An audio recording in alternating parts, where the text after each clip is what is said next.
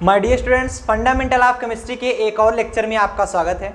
आज के इस लेक्चर में हम सबसे पहले बात करेंगे बॉन्ड लेंथ के बारे में। आफ्टर इट हम हाइब्रिडाइजेशन के बारे में भी चर्चा करेंगे, कितने प्रकार के हाइब्रिडाइजेशन होते हैं, साथ साथ उनके एग्जांपल्स भी देखने वाले हैं। थोड़ी सी क्लास लंबी चलने वाली है, सब लोग ध्यान बना के रखिएगा। 1 घंटे प्लस जाएगी, ये तो क्लास फिक्स है। इसीलिए आप लोग पेन कॉपी निकाल लीजिए, तुरंत लिखना प्रारंभ कर दीजिए। जो भी चीज़ यहाँ पर लिखाई जाती है सभी पॉइंट नोट करते चलिएगा, तभी मज़ा आएगा पढ़ने में और हमें भी मज़ा आएगा पढ़ाने में। या फिर आप स्क्रीनशॉट ले सकते हैं, ठीक है। चलो बॉन्ड लेंथ हम लोग स्टार्ट करते हैं। लास्ट वीडियो अगर आप नहीं देखे हैं तो लास्ट वीडियोस देखकर ही इसको देखें, अदरवाइज एक सीक्वेंस अगर नहीं बनेगा आपका तो आपको समझ में नहीं आएगा। कंप्लीट वीडियो देखने के लिए लिंक डिस्क्रिप्शन बॉक्स में दी जा रही है, आप जाकर देख सकते हैं। और साथ ही साथ हम ये बता दें कि कई ऐसे बच्चे होते हैं जो कि कहते हैं कि सर समझ में नहीं आया। कारण वही है जो मैंने बताया कि उनका सीक्वेंस नहीं बन पाता है। एक तरफ से जब आप कोई भी चीज़ देखते हैं तो आपको समझ में आता है एग्जैक्टली हो क्या रहा है, क्योंकि हर एक टॉपिक एक क्लास में तो आएगी नहीं। अलग अलग टॉपिक अलग अलग क्लास में पढ़ाई जाती है। तो पिछली जो क्लास थी उसमें कुछ टॉपिक पढ़ाया गया होगा, उससे हम कुछ और चीज़ें उठा कर लाएंगे कि ये हमने पढ़ा था, ये बता दे रहे हैं। तभी स्टूडेंट को समझ में आता है जो रेगुलरिटी बनाते हैं। चलिए शुरू करते हैं, बॉन्ड लेंथ पढ़ते हैं। बॉन्ड लेंथ होता क्या है, सबसे पहले ध्यान देंगे। The distance between nuclei of 2 bonded atom is called bond length. किसी भी 2 एटम की रेडियाई के बीच का जो डिस्टेंस होता है या फिर न्यूक्लियाई के बीच का जो डिस्टेंस होता है, आप एग्जैक्टली बोलेंगे कि न्यूक्लियाई के बीच का जो डिस्टेंस होता है, या तो आप कहिए किसी भी 2 एटम के रेडियाई को अगर हम जोड़ दें तो 2 एटम के बीच का हमारा बॉन्ड लेंथ मिल जाएगा, या तो हम कहें उनके न्यूक्लियाई, दोनों न्यूक्लियाई के बीच की जो दूरी होती है उसे हम बॉन्ड लेंथ कहते हैं। फॉर एग्जाम्पल के लिए यहाँ पर जैसे मैंने एक पॉइंट रख लिया, suppose that you have a point, यहाँ पर मैंने ले लिया, ये ए ले लिया, ए, और ये रहा हमारा बी। 2 हमने एटम रख लिए, ए एटम बी एटम। अब इन दोनों एटम की न्यूक्लियाई देख पा रहे हैं, इसकी न्यूक्लियाई यहाँ पर है और इसकी न्यूक्लियाई यहाँ पर है। तो दोनों के बीच की दूरी जो मिल रही है, ये टोटल दोनों के बीच की जो दूरी मिल रही है, जिसे आप कुछ इस प्रकार से दिखाएंगे, दिस इज, यही तो है आपका बॉन्ड लेंथ, यही तो है आपका बॉन्ड लेंथ। तो हम कह सकते हैं the distance between 2 bounded nuclei of 2 bounded atom is called bond length. किसी भी 2 एटम के न्यूक्लियाई के बीच की जो दूरी होती है उसी को हम बॉन्ड लेंथ कहते हैं। आगे क्या कहा जा रहा है, इट इज स्मॉल डिस्टेंस, क्योंकि ये बहुत स्मॉल डिस्टेंस है। आप जानते हो एटम को ऐसे सामने तो देख नहीं पाओगे कि ये एक बॉल है, आप देख पा रहे हो। तो since this is a small distance which is measured by X ray spectroscopy, इसलिए इसे हम मेजर करते हैं एक्सरे स्पेक्ट्रोस्कोपी के द्वारा और एंगस्ट्रॉम में मेजर की जाती है। ये जो हमारी बॉन्ड लेंथ होता है ये एंगस्ट्रॉम में मेजर होता है, या फिर आप पिकोमीटर में मेजर कर सकते हो, नैनोमीटर में मेजर कर सकते हो, मतलब बहुत ही सूक्ष्म है, इसलिए हम इसे एक्सरे स्पेक्ट्रोस्कोपी द्वारा मेजर करते हैं, वो भी एंगस्ट्रॉम में मेजर करते हैं। बातें सबको क्लियर हुई। बॉन्ड लेंथ किसे कहते हैं, कभी नहीं बोलोगे, किसी भी 2 एटम के न्यूक्लियाई के बीच की जो दूरी होती है उसी को हम बॉन्ड लेंथ बोलेंगे। इसे हम एक्सरे स्पेक्ट्रोस्कोपी द्वारा चूज करते हैं, मतलब देखते हैं कि कितनी इसकी लेंथ है कितनी नहीं, वो भी एंगस्ट्रॉम में से मेजर किया जाता है। सो नोट डाउन करेंगे, हम लोग आगे चलते हैं। Take a screenshot from, take a screenshot from. और एक पॉइंट मैं अगर बता दूं, बॉन्ड लेंथ जो डिक्रीजिंग ऑर्डर होता है वो तो आगे मैं बताता ही हूं, कोई बात नहीं है, वो लिखने का कोई मतलब नहीं, आगे मैं अभी बताऊंगा, डिस्कस करूंगा, ठीक है। समझ में आया, बहुत बढ़िया। हटाएं। नेक्स्ट, यहां पर आप देख पा रहे हैं मैंने कुछ टेबल रखा हुआ है। ये टेबल एक बार आप लोग स्क्रीनशॉट ले लेंगे ताकि आपके लिए काम आए। हालांकि ये याद करने वाली चीज़ तो है, कुछ कुछ ऐसे पॉइंट्स होते हैं जो कि काफ़ी बार आते हैं, वो याद किए जाते हैं, जैसे कि कौन कौन से SF पूछ लिया गया और HCl HBr, इन सब में ये कुछ पॉइंट्स आप लोग अगर याद कर लेंगे तो बहुत अच्छी बात होगी। और ये जो मेज़र किया जा रहा है, ये ध्यान दीजिएगा, एनर्जी जो है वो किलो जूल प्रति मोल में मेज़र है और ये सभी पिकोमीटर में मेज़र किए गए हैं। ऐसा नहीं है कि ये एंगस्ट्रॉम में मेजर किए गए, नहीं, ये सभी पिकोमीटर में मेजर किए गए, ये याद रखिएगा। सबका सब मेजरमेंट है, देखो बॉन्ड लेंथ मेजर किया जा रहा है पिकोमीटर में, हमने बताया एंगस्ट्रॉम में मेजर करना है। अगर एंगस्ट्रॉम में मेजर करना होता तो हम यहाँ पर क्या हो जाता, 0.74 एंगस्ट्रॉम हो जाता, यहाँ पर 0.92 एंगस्ट्रॉम हो जाता, यहाँ पर 1.41 एंगस्ट्रॉम हो जाता। बिकॉज आप सभी जानते हो पिकोमीटर क्या होता है यार, बताओ। एक पिकोमीटर में सॉरी मैं कहाँ लिखूं, यहाँ लिख देता हूँ। एक पिकोमीटर में 10⁻12 मीटर, एक माइक्रोमीटर को एक पिकोमीटर बोलते हैं, 10⁻12 मीटर, और एक एंगस्ट्राम में 10⁻10 मीटर होता है। तो अगर हम एक पिकोमीटर को एंगस्ट्राम में चेंज करें तो इसको हम लिख सकते हैं क्या, 10⁻12 मीटर तो है ही। अगर मैं एंगस्ट्राम में चेंज करना चाहूं, एक एंगस्ट्राम में 10⁻10 मीटर होते हैं, तो बचे कितने, यहां पर हम लिख सकते हैं 10⁻10 मीटर इंटू में 10⁻2 बचे रह जाएगा। इसको ऐसा लिख सकते हैं कि नहीं, 10⁻10 10⁻2 ऐड हो जाएंगे। अब 10⁻10 मीटर को एंगस्ट्राम लिखते हैं तो ये कितना बचा, 10⁻2 मीटर आया। ओ सॉरी एक सेकेंड, 10⁻2 पॉइंट बचा, क्योंकि 10⁻10 को और मीटर को हमने लिख दिया एक एंगस्ट्राम, 10⁻2 बचा। इसका मतलब ये है कि जो एक एंगस्ट्राम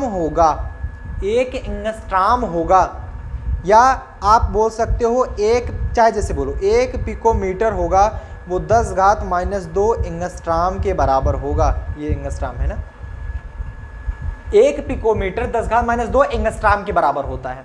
तो ऐसे ही अगर मैं यहां पर बात कर लूं, यहां पर देखिएगा इस पॉइंट पर, ऐसे ही अगर मैं बात कर लूं कि जैसे मान लो इसी को ले लिया जाए, 161 पिकोमीटर है, 161 पिकोमीटर है, तो एक पिकोमीटर में 10⁻12 मीटर होता है। तो अगर मैं एंगस्ट्राम में चेंज कर दूं तो 161, एक पिकोमीटर में 10⁻2 एंगस्ट्राम होता है, 10⁻2 एंगस्ट्राम, 10⁻2 है तो लेफ्ट साइड ले जाओगे तो खत्म हो जाएगा, 1.61 एंगस्ट्राम। यही बारे में मैं बात कर रहा था और कुछ नहीं। ये पूरी जो साइड ही है, टेबल दिया जा रहा है, ये पूरा का पूरा टेबल आपका पिकोमीटर में है। आप चाहो तो इसे एंगस्ट्राम में चेंज कर सकते हो, 2 पॉइंट आगे दशमलव लगा दो बस, और कुछ नहीं, पीछे से 2 आगे दशमलव लगा दो, 2 पॉइंट आगे करके। बातें समझ में आ गई? इतना नोट डाउन करेंगे सब लोग, टेक ए स्क्रीनशॉट सुन, हम लोग आगे चलते हैं। बातें समझ में आ रही है ना? चल हम फैक्टर्स पढ़ने वाले हैं एग्जैक्टली कि बॉन्ड लेंथ को प्रभावित करने वाले कारक। बॉन्ड लेंथ हमने पढ़ा, कुछ हमने देखा कि बॉन्ड लेंथ कितना होता है, कुछ ऐसे पॉइंट्स हैं जो कि हमने बता दिए कि ये ज़्यादातर पूछे जाते हैं, तो उन्हें आप एक बार याद कर सकते हैं। जनरली अगर क्वेश्चंस पूछेगा तो क्वेश्चन में दिया ही रहता है, आप जब दिखाने लगोगे एग्जैक्टली जैसे फैक्टर अफेक्टिंग में, तो उसमें काम आ जाता है आपका। तो आप जो कार्बन से और हैलोजन में जो बॉन्ड लेंथ है, जैसे कि ये वाला, ये यहाँ पर मैंने दिखाया भी था आपको, मैं फिर से दिखा देता हूँ, ये पॉइंट और कुछ ये पॉइंट्स, ये कुछ ज़्यादा इंपॉर्टेंट होते हैं, कई बार पूछे जाते हैं, तो इसलिए आप याद रखिएगा। और कुछ कार्बन डबल बॉन्ड कार्बन भी याद कर लीजिएगा, कार्बन ट्रिपल बॉन्ड कार्बन याद कर लीजिएगा। तो ये ऐसे अगर आप याद रखेंगे तो आपको याद रहेगा, ठीक। कुछ पॉइंट्स आप याद कर लीजिएगा। चल, फैक्टर अफेक्टिंग आप बॉन्ड लेंथ, ऐसे कौन कौन से कारक हैं, ऐसे कौन कौन से फैक्टर हैं जो कि बॉन्ड लेंथ को अफेक्ट करते हैं, उनके बारे में पढ़ लेते हैं। फर्स्ट क्या करा है, size of atom. Size of atom, atom की साइज भी इफेक्ट करती है बॉन्ड लेंथ। भाई साइज जितनी बड़ी होगी उस हिसाब से उनके बीच की न्यूक्लियाई दूर दूर हो जाएगी, न्यूक्लियस। जब न्यूक्लियस दूर दूर हो जाएगा, सिंपल से बात है कि आपका बॉन्ड लेंथ बढ़ जाएगा। मेरी बात समझ रहे हो ना? एक बार मैं समझा देता हूं आपको, समझो यार। अगर मेरे पास 2 एटम है, सपोज वी हैव 2 एटम, एक एटम 2 एटम, और दूसरा हमारे पास एटम है एक एटम 2 एटम, किसका बॉन्ड लेंथ ज्यादा होगा?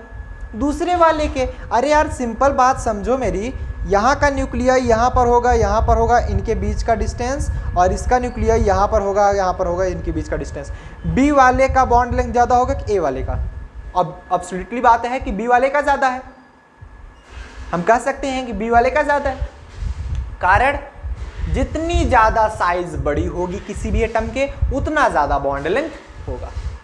यही बताया जा रहा है, the bond length increases with increase in size of atom. Bond length जो होता है वो इंक्रीज होता है एटम की साइज के साथ साथ, बॉन्ड लेंथ भी हमारा इंक्रीज होता रहता। मतलब जैसे जैसे एटम की साइज बढ़ती है वैसे वैसे बॉन्ड लेंथ भी बढ़ता रहता। बातें समझ में आई? बातें क्लियर हुई? समझ में आया कि नहीं आया? मैं एग्जाम्पल के तौर पे आपको दिखाना चाहूँगा एक बार। एग्जाम्पल आप देखिएगा, जैसे मैं ले लेता हूँ कुछ हाइड्रोजन का, मैं एक पॉइंट मान लेता हूँ कि जैसे हाइड्रोजन से रिलेटेड का हाइड्रोजन का है, यहाँ पर हाइड्रोजन से भी ले सकते हैं या फिर चाहे जिससे लो, मैं हाइड्रोजन से ले लेता हूँ। जैसे HF हो गया, HI हो गया, HCl हो गया, मैं इन्हीं की बात कर लेता हूँ। तो आप क्या बताते हो, अगर मैं हाइड्रोजन की बात करूँ तो सबसे ज़्यादा साइज किसकी होती है? आयोडाइड की। तो हम कह सकते हैं कि जो HI का बॉन्ड होगा वो सबसे बड़ा होगा, उससे छोटा, क्योंकि कैसे होता है, fluoride bromide, fluoride chloride bromide iodide, ऐसे कुछ होता है ना। तो फ्लोराइड फिर क्लोराइड उससे बड़ा, ब्रोमाइड उससे बड़ा, तो HBr, फिर इससे भी छोटा हो जाएगा HCl, और सबसे छोटा होगा HF, ऐसे ही कुछ होगा। कारण होता है कि इसका जो साइज है सबसे छोटा है फ्लोराइड की, आयोडाइड का साइज सबसे बड़ा होता है, आयोडाइड का साइज सबसे बड़ा होता है। मैं इसको आपको सारणी में भी दिखाना चाहूँगा, जो सीरीज में लाया हूँ। यहाँ पर देखिए HF बॉन्ड लेंथ देखिए कितना है, 0.91, HF का 0.91। मैं यहाँ पर लिख भी देता हूँ जिससे आपको और भी आसानी से क्लियर हो जाए। यहाँ पर 0.91 एंगस्ट्राम में सभी वैल्यू लिख रहा हूँ। और HCl देखो, HCl 1.27, और HBr देखो 1.42, बढ़ रहा है ना। HI देखो, HI का कितना है 1.61। तो ये देख रहे हैं इस आर्डर में मिल रहा है, मतलब जिस एटम की साइज जितनी बड़ी बॉन्ड लेंथ उतना ज्यादा। याद हो गया, नोट कर लीजिए, टेक ए स्क्रीनशॉट। हाँ, समझ में आया कि नहीं? सब लोग चैट सेक्शन में एक बार बताएंगे, और जितने भी लोग जुड़े हों एक बार सब लोग हाय लिखेंगे। क्लियर हो रहा है सबको? बहुत लोग कहते हैं सर आप चैट सेक्शन नहीं पढ़ते हैं, बिकॉज अगर मैं चैट सेक्शन पढ़ने लगूंगा तो पढ़ाएगा कौन? जो आप लिखे रहते हो मैं पढ़ लेता हूँ फटाक से, ठीक है। कई स्टूडेंट कमेंट करते हैं सर आप चैट सेक्शन में मेरा नाम नहीं ले रहे हैं। यार नाम लेंगे ना तो जो 1 घंटे की क्लास है वो 1.5 घंटे की बन जाएगी, और मैं नहीं चाहता कि आप बोर हो जाओ, इसलिए जो भी चीज़ आप लिखते हो मैं पढ़ लेता हूँ और उसका रिप्लाई मैं देने की कोशिश करता हूँ, ठीक है। बातें समझ में आई? SR नो अगर आई गई तो समझ मतलब आगे चलते हैं, ठीक है। आई बात गई समझ में? चल दूसरा point, multiplicity of bond. Multiplicity of bond बताएं आगे, समझ मावत बा, हम लोगों की भाषा में बोलते हैं ना। Multiplicity of bond, multiplicity of bond क्या कर रहा है? Bond length decreases with multiplicity of bond. Bond length जो होता है वो डिक्रीज होता है मल्टीप्लिसिटी ऑफ बॉन्ड, मतलब बॉन्ड का मल्टीपल अगर बढ़ता जाता है, जैसे एक bond, double bond, single, triple bond, तो सिंगल बॉन्ड सबसे बड़ा होगा, डबल बॉन्ड उससे छोटा होगा, ट्रिपल बॉन्ड सबसे छोटा होगा, ये कहा जा रहा है। इट मीन्स दैट, मैं आपको समझा दूं एक बार, तो यहाँ पर देख पा रहे हैं ये है आपका सिंगल बॉन्ड, ये आपका डबल बॉन्ड, और ये आपका ट्रिपल बॉन्ड, है कि नहीं है? अब सिंगल बॉन्ड देख रहे हैं ये सबसे ज़्यादा है, बिकॉज ये पिकोमीटर में निकाल रहा है। अगर मैं एंगस्ट्राम में बात करूं तो 1.47 एंगस्ट्राम होता है बेटा, 1.34 एंगस्ट्राम होता है, एंड 1.20 एंगस्ट्राम होता है। बस कंप्यूटर महाशय को पिकोमीटर ज़्यादा अच्छा लगता है, इसलिए ये वही कहिए हैं, ठीक है। हर जगह वही पिकोमीटर घुसा दिए हैं। हमें एंगस्ट्राम ज़्यादा अच्छा लगता है, इसलिए मैं एंगस्ट्राम में समझा रहा हूँ। अब आपको नैनोमीटर में ज़्यादा अच्छा लग रहा होगा, ठीक है। उससे छोटी, सबसे छोटी हमारा C ट्रिपल बॉन्ड से, साइज इनकी बेसिकली छोटी हो जाती है। सबसे बड़ी साइज सिंगल बॉन्ड की, सबसे छोटी साइज ट्रिपल बॉन्ड की, बीच में रह गया हमारा डबल बॉन्ड वाला, ठीक। मतलब आपने क्या समझा? मल्टीप्लिसिटी जैसे बढ़ती है बॉन्ड लेंथ छोटा होता जाता है, एटम की साइज जैसे बढ़ती है बॉन्ड लेंथ बड़ा हो जाता है। नोट करो। नेक्स्ट अगर थर्ड की बात करें, percentage S character. Percentage S character, sir हमको तो आता नहीं परसेंटेज एस कैरेक्टर निकालना। कोई बात नहीं, मैं बता दूंगा, कोई बात नहीं, ठीक। With the size of percentage of S character in A hybrid orbital bond length decreases. मतलब नहीं समझ पाए? मतलब यहां पर कह रहा है जैसे जैसे परसेंटेज एस कैरेक्टर बढ़ता है विद साइज, राइज होनी चाहिए थी यार, साइज नहीं राइज होना चाहिए था, तभी तो मैं कह रहा हूँ। ये साइज कहाँ से आ गया इसमें? 1 मिनट में इसको सुधार कर देता हूँ, मैं इसमें कर देता हूँ सुधार, थोड़ा सा मुझे टाइम दो यार, क्योंकि सुधार करने में हम थोड़ा तेज़ हैं ना। इस पर लगा देते हैं सफ़ेदी। 2 मिनट रुक जा, जो बतावा था यार। ये हम लोगों की प्रतापगढ़ी भाषा है, अच्छी लगती है। ये रहा, आ गया आपका क्या आ गया, साइज, राइज न, with rise, with rise in the percentage of S character. Yes character जैसे जैसे बढ़ता है, परसेंटेज एस कैरेक्टर जैसे जैसे बढ़ता है, बॉन्ड लेंथ वैसे वैसे छोटा होता है। अब हम कैसे जानेंगे कि सर कैसे कैसे बढ़ रहा है? जैसे फॉर एग्जांपल के लिए मैं आपको समझा रहा हूँ। फॉर एग्जांपल के लिए जैसे एक में लिख लेंगे आप हाइब्रिड ऑर्बिटल, हाइब्रिड ऑर्बिटल, ठीक है। उसके बाद दूसरे में लिख लेंगे हाइब्रिडाइजेशन। मैं सभी समझा दूंगा, टेंशन मत लो। हाइब्रिडाइजेशन। आगे लिख लेंगे परसेंटेज एस कैरेक्टर। अभी हम निकालना भी बता देंगे यार, कुछ नहीं है एस कैरेक्टर में, सब लोग निकाल करके आए हो, फिर भूल गए हो बस। और फिर बॉन्ड लेंथ। ये ऑप्शन सामने नोट कर लिए, मेरी राइटिंग इतनी कुछ खास नहीं है। बॉन्ड लेंथ, ठीक है। हाइब्रिड ऑर्बिटल में अगर मैं ले लूं सबसे पहले सिंगल बॉन्ड, सिंगल बॉन्ड कौन सा लीजिए, CH3, single bond CH3। Double bond में CH2, double bond CH2। Triple bond में CH, ट्रिपल बॉन्ड CH। अब मैं इन्हीं के लिए बात करूंगा, ठीक।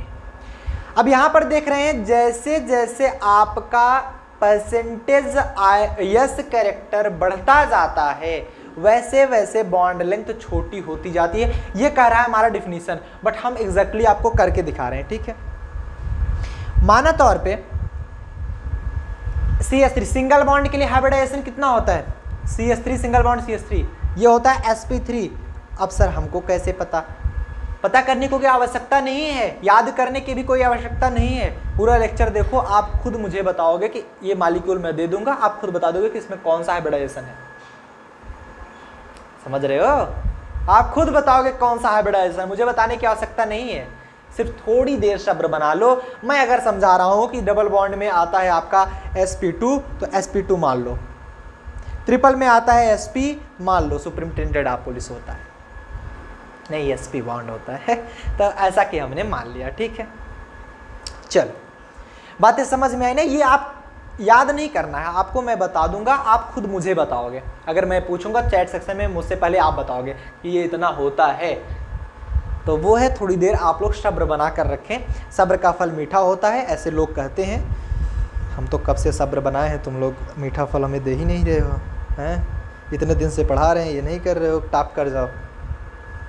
मस्त, अपने अपने ज़िले में सब लोग टॉपर निकलो बढ़िया से, टीच स्ट्रीम से निकलते हो, ऐसी कोई बात नहीं है। काफ़ी ऐसे स्टूडेंट्स हैं जो निकल रहे हैं, उन पे हमें गर्व है। आप पे भी गर्व होगा जब आप लोग टॉपर बन के निकलोगे, ठीक है। परसेंटेज एस कैरेक्टर क्या है? परसेंटेज एस कैरेक्टर कैसे निकालें, मैं बता रहा हूँ। परसेंटेज एस कैरेक्टर निकालना सबसे सिंपल तरीका, परसेंटेज है तो 100 बटा sp3 हाइब्रिडाइजेशन है। sp3 का मतलब कितना है? 4।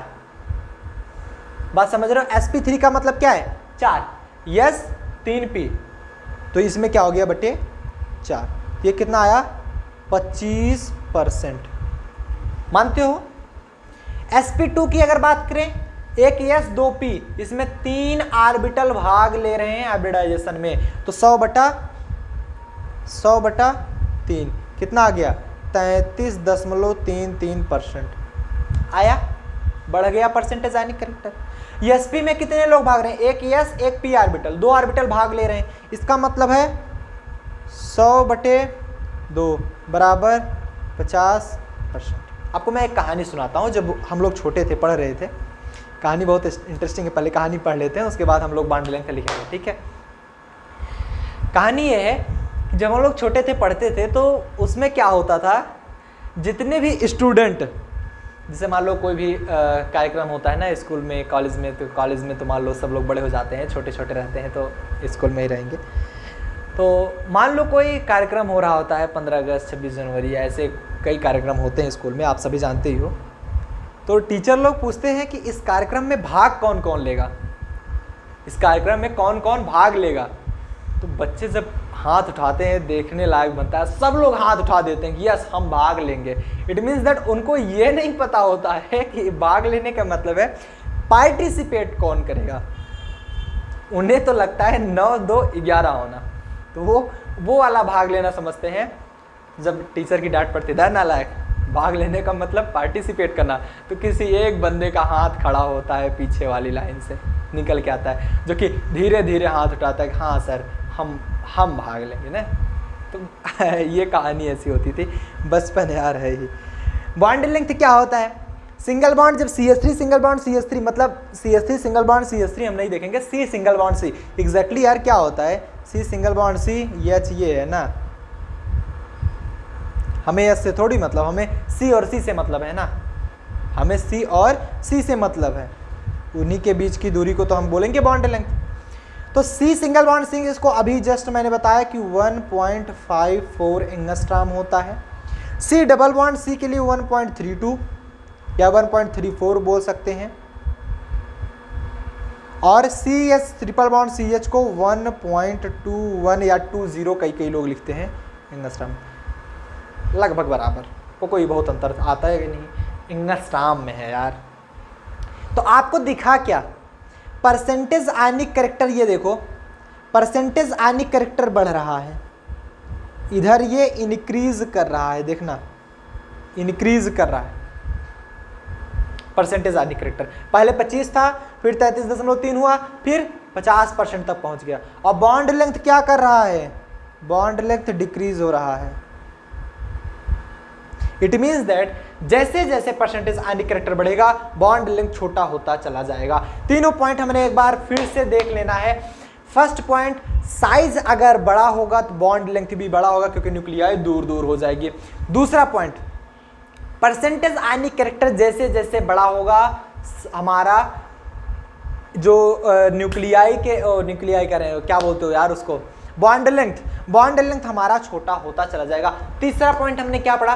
तीसरा आगे पीछे कर सकते हैं। तीसरा पॉइंट पढ़ा कि सिंगल बॉन्ड की बॉन्ड लेंथ सबसे ज्यादा, उससे कम छोटे, उससे कम तीसरे की, मतलब मल्टीप्लिसिटी ऑफ बॉन्ड में धीरे धीरे साइज, बॉन्ड लेंथ की साइज कम होती चली जाती। तीनों पॉइंट हम सोच रहे हैं कि आपको याद हो गया होगा, क्योंकि हमें पढ़ाते पढ़ाते हमको याद हो गया। तीनों पॉइंट बिना देखे हम पढ़ ले रहे हैं, तो इसका मतलब आपको भी याद हो गया होगा। क्यों सर? आपको पहले से ही याद था? हाँ पहले से याद था ना, क्योंकि हम पहले से ही याद करके आए थे, तो मैं पढ़ाते पढ़ाते याद कर लिए, समझ रहे हो? नालायकों, तुम लोग नहीं याद कर पा रहे हो, नोट करो। चलो आगे बढ़ने से पहले एक छोटा सा आपके लिए गिफ्ट। आगे बढ़ने से पहले जितने भी स्टूडेंट अभी तक इस बैच में ज्वाइन नहीं हुए हैं, क्योंकि ये बैच आप जो देख पा रहे हो 1999 रुपीज़, ये 21 अगस्त को अगर आप ज्वाइन करोगे तो ये 3999 रुपीज़ हो जाएगा। हालांकि इसकी जो प्राइस है वो आपको दिख भी रही है, ये 10,000 प्राइस इसकी रखी गई थी। 10,000 ये देख पा रहे हो। फ्लैट 80% का ऑफ चल रहा है, तो इस पे 80% का ऑफ है। किसके उपलक्ष्य में?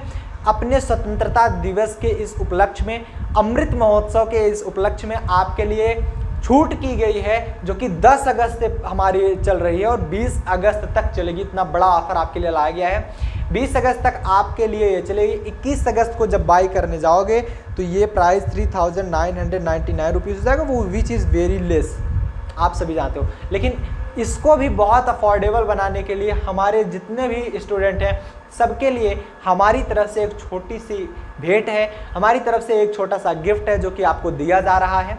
इसलिए अगर आप फर्स्ट ईयर में सीरियसली पढ़ाई करना चाहते हो, आप अच्छे से मार्क्स लाना चाहते हो, अच्छी पढ़ाई करना चाहते हो, डीपली पढ़ाई करना चाहते हो, तो इस बैच को आप एनरोल कर सकते हो। 2000 सिर्फ देना है। पूरे साल भर मैं आपको फिजिक्स पढ़ाऊंगा, केमिस्ट्री पढ़ाऊंगा, मैथ पढ़ाऊंगा, सारी चीज़ें वहाँ पर मिलेंगी। Book, PDF, hand written notes, हर एक चीज़ मिलेगी। टेस्ट होगा आपका, साथ साथ अनसॉल्व पेपर भी सॉल्व कराए जाएंगे। MCQ टाइप क्वेश्चन होंगे, सारे क्वेश्चन यहाँ पर अपलोड किए जाएंगे। सो डोंट वरी, क्लास ली जाएगी। सो इसीलिए मैं कह रहा हूँ इससे अच्छा ऑफर अब नहीं आएगा। एक केस को आपको 4000 देना पड़ेगा। 4000 भी बहुत ज़्यादा नहीं है, लेकिन जब 2000 में मिल रहा है तो आप 4000 क्यों दो, मेरा ये मानना है। तो इसीलिए देर मत करो, अभी के लिए है। अगर आप नहीं भी इनरोल करना जानते हो, नीचे डिस्क्रिप्शन बॉक्स में लिंक दी गई, आप डायरेक्ट जाकर वहाँ से बाई कर सकते हो। कई स्टूडेंट होते हैं कि सर हम तो पता ही नहीं कैसे इनरोल करें। मैं एक आपको सिंपल सा सॉल्यूशन देता हूँ, आप इस नंबर पर व्हाट्सअप कर दो, हाँ सर हमें ये बैच चाहिए। आप व्हाट्सअप कौन से नंबर पर करोगे?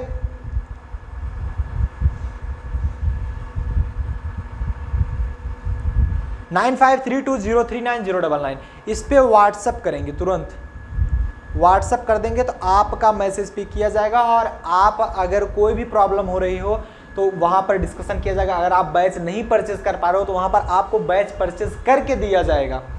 सो इस नंबर पर तुरंत व्हाट्सअप करें। अगर कोई प्रॉब्लम होगी तो इसी नंबर पे आपकी सारी दिक्कतें दूर की जाएगी। 9532 039 099, सिंपल, हम लोगों की देसी भाषा में याद हो जाएगा। तो इस पर व्हाट्सएप करें जिससे आपकी जो बैच है आपको तुरंत मिल सके, कोई भी प्रॉब्लम हो रही हो। साथ साथ अगर कोई फंडामेंटल ऑफ केमिस्ट्री ही लेना चाहता है तो उस पर भी आपका 1000 का बैच है, सिर्फ 400 रुपये में दिया जा रहा है। मैथमेटिकल फिजिक्स लेना चाहता है सिर्फ 400 रुपये में, एंड डिफरेंशियल कैलकुलस लेना चाहता है सिर्फ 400 में। बट ओवरऑल अगर ये कंप्लीट फर्स्ट ईयर की प्रिपरेशन करना चाहता है तो फर्स्ट ईयर की प्रिपरेशन करने के लिए ये इस बैच में एनरोल कर सकता है, जो कि सिर्फ और सिर्फ 2000 का है। और ये तगड़ा डिस्काउंट है यार। इन सभी का प्राइस तो 100 रुपये घटा गया, क्योंकि 500 रुपये मैंने ऑफर में रखा है, कुछ दिनों तक और चलेंगे। 500 होगा उसके बाद 1000 हो जाएगा, तो 1000 रुपीज़ इसकी प्राइस है। बट इसके पहले 500 रुपये में मिल रहा था भाई सबको, 100 रुपये और डिस्काउंट कर दिया गया है। बट तगड़ा डिस्काउंट इस पर आया है और मैं चाहता हूँ, क्योंकि फर्स्ट ईयर आप पढ़ोगे तो कंप्लीट आप पढ़ोगे, आपको कहीं और जाने की ज़रूरत नहीं होगी, आप यहाँ से पढ़ सकते हो। सो इसमें मिलेगा क्या क्या अभी तक हो चुकी है, कितनी क्लासेस हो चुकी हैं इसमें, तो वो मैं एक बार आपको दिखाना चाहूँगा। तो ये नंबर नोट कर लीजिए सब लोग, स्क्रीनशॉट ले लीजिए। एक बार मैं दिखाना चाहूँगा कि इसमें कौन कौन सी क्लासेस चली हुई हैं। जैसे मैं इस पर क्लिक करता हूँ, यहाँ पर देखते हैं बीएससी फर्स्ट ईयर में जो क्लासेस आपकी चली हुई हैं। जैसा कि सबसे पहले आप देख पा रहे हैं कि इसकी जो प्राइसिंग है दैट इज़ 10,000, आपका 8,000 का डिस्काउंट है। 53 रुपये आपका इंटरनेट हैंडलिंग चार्ज लगता है, जब आप कोर्स को बाई करते हो 53 रुपये एक्स्ट्रा लगेगा, मतलब 2052। 1999 का कोर्स है, 2052 रुपये आपको पे करने होंगे। इसमें आपको मिलेगा क्या, यहाँ पर देख पा रहे हैं 43 क्लासें चल चुकी हैं ऑलरेडी। आप पीछे हो जाओगे, मैं फिर से बता रहा हूँ, अगर आप लेट करोगे तो पीछे हो जाओगे और आपको बैकलॉग लग जाएगा। इतनी तेज़ी क्लास चलेगी ना, आप कवर नहीं कर पाओगे, क्योंकि जो रिसेंट में क्लासेस चल रही होंगी 3-3, 4-4 घंटे, वो कवर करोगे या फिर आगे की क्लास कवर करोगे, आपके लिए दिक्कत खड़ी हो जाएगी। और मैं नहीं चाहता कि आपके लिए कोई प्रॉब्लम खड़ी हो, तो इसीलिए मैं बार बार कह रहा हूं कि इसमें इनरोल हो जाइए। और ये है हमारा सिंपल, आप बता सकते हो 43 क्लासें मैं ऑलरेडी चला चुका हूं। 6 फाइल्स भी अपलोड हो चुकी हैं, book PDF and hand written notes, वो सारी चीज़ें अपलोडेड हो रही हैं। बुक पीडीएफ 6 फाइल्स आ चुकी हैं और भी बुक पीडीएफ आएगी, साथ साथ आपके हैंड रिटन नोट्स भी मिलेंगे। तो ये सारी चीज़ें आपकी चल रही हैं। ऐसे ही आप पीछे होते रहोगे, अगर आप लेट करोगे तो मैं नहीं चाहता कि आप लोग लेट करो। सो चलिए नोट करिए इसको, अगर स्क्रीनशॉट लेना चाहते हैं तो, और इस नंबर पर जो मैंने दिखाया उस नंबर पर आप व्हाट्सअप कर सकते हैं। नेक्स्ट बात करें हाइब्रिडाइजेशन की। हाइब्रिडाइजेशन क्या होता है ये बात करते हैं। चलिए हाइब्रिडाइजेशन, यस गाइस, तैयार हो सब लोग? तैयार हो हाइब्रिडाइजेशन के लिए? सब लोग तैयार हो हाइब्रिडाइजेशन के लिए? अब हम लोग खींच के पढ़ाएंगे हाइब्रिडाइजेशन और डिटेल में भी बात करेंगे। ऐसा नहीं है कि जल्दी जल्दी पढ़ा देंगे, जल्द पढ़ाते हैं क्रैश कोर्स में, ठीक है? क्रैश कोर्स से ध्यान आया, जो ये बैच दी जा रही है 2000 में, इसमें क्रैश कोर्स भी आ जाएगा। कल ही हमने इसमें लगाया क्रैश कोर्स भी, इसी में मैं डाल दूंगा। ओवरऑल सब कुछ मिलने वाला है। रिवीजन तो मैं डाला ही था, क्रैश कोर्स भी इसी में डाल दूंगा। क्रैश कोर्स लेने की आपको अलग से आवश्यकता नहीं है।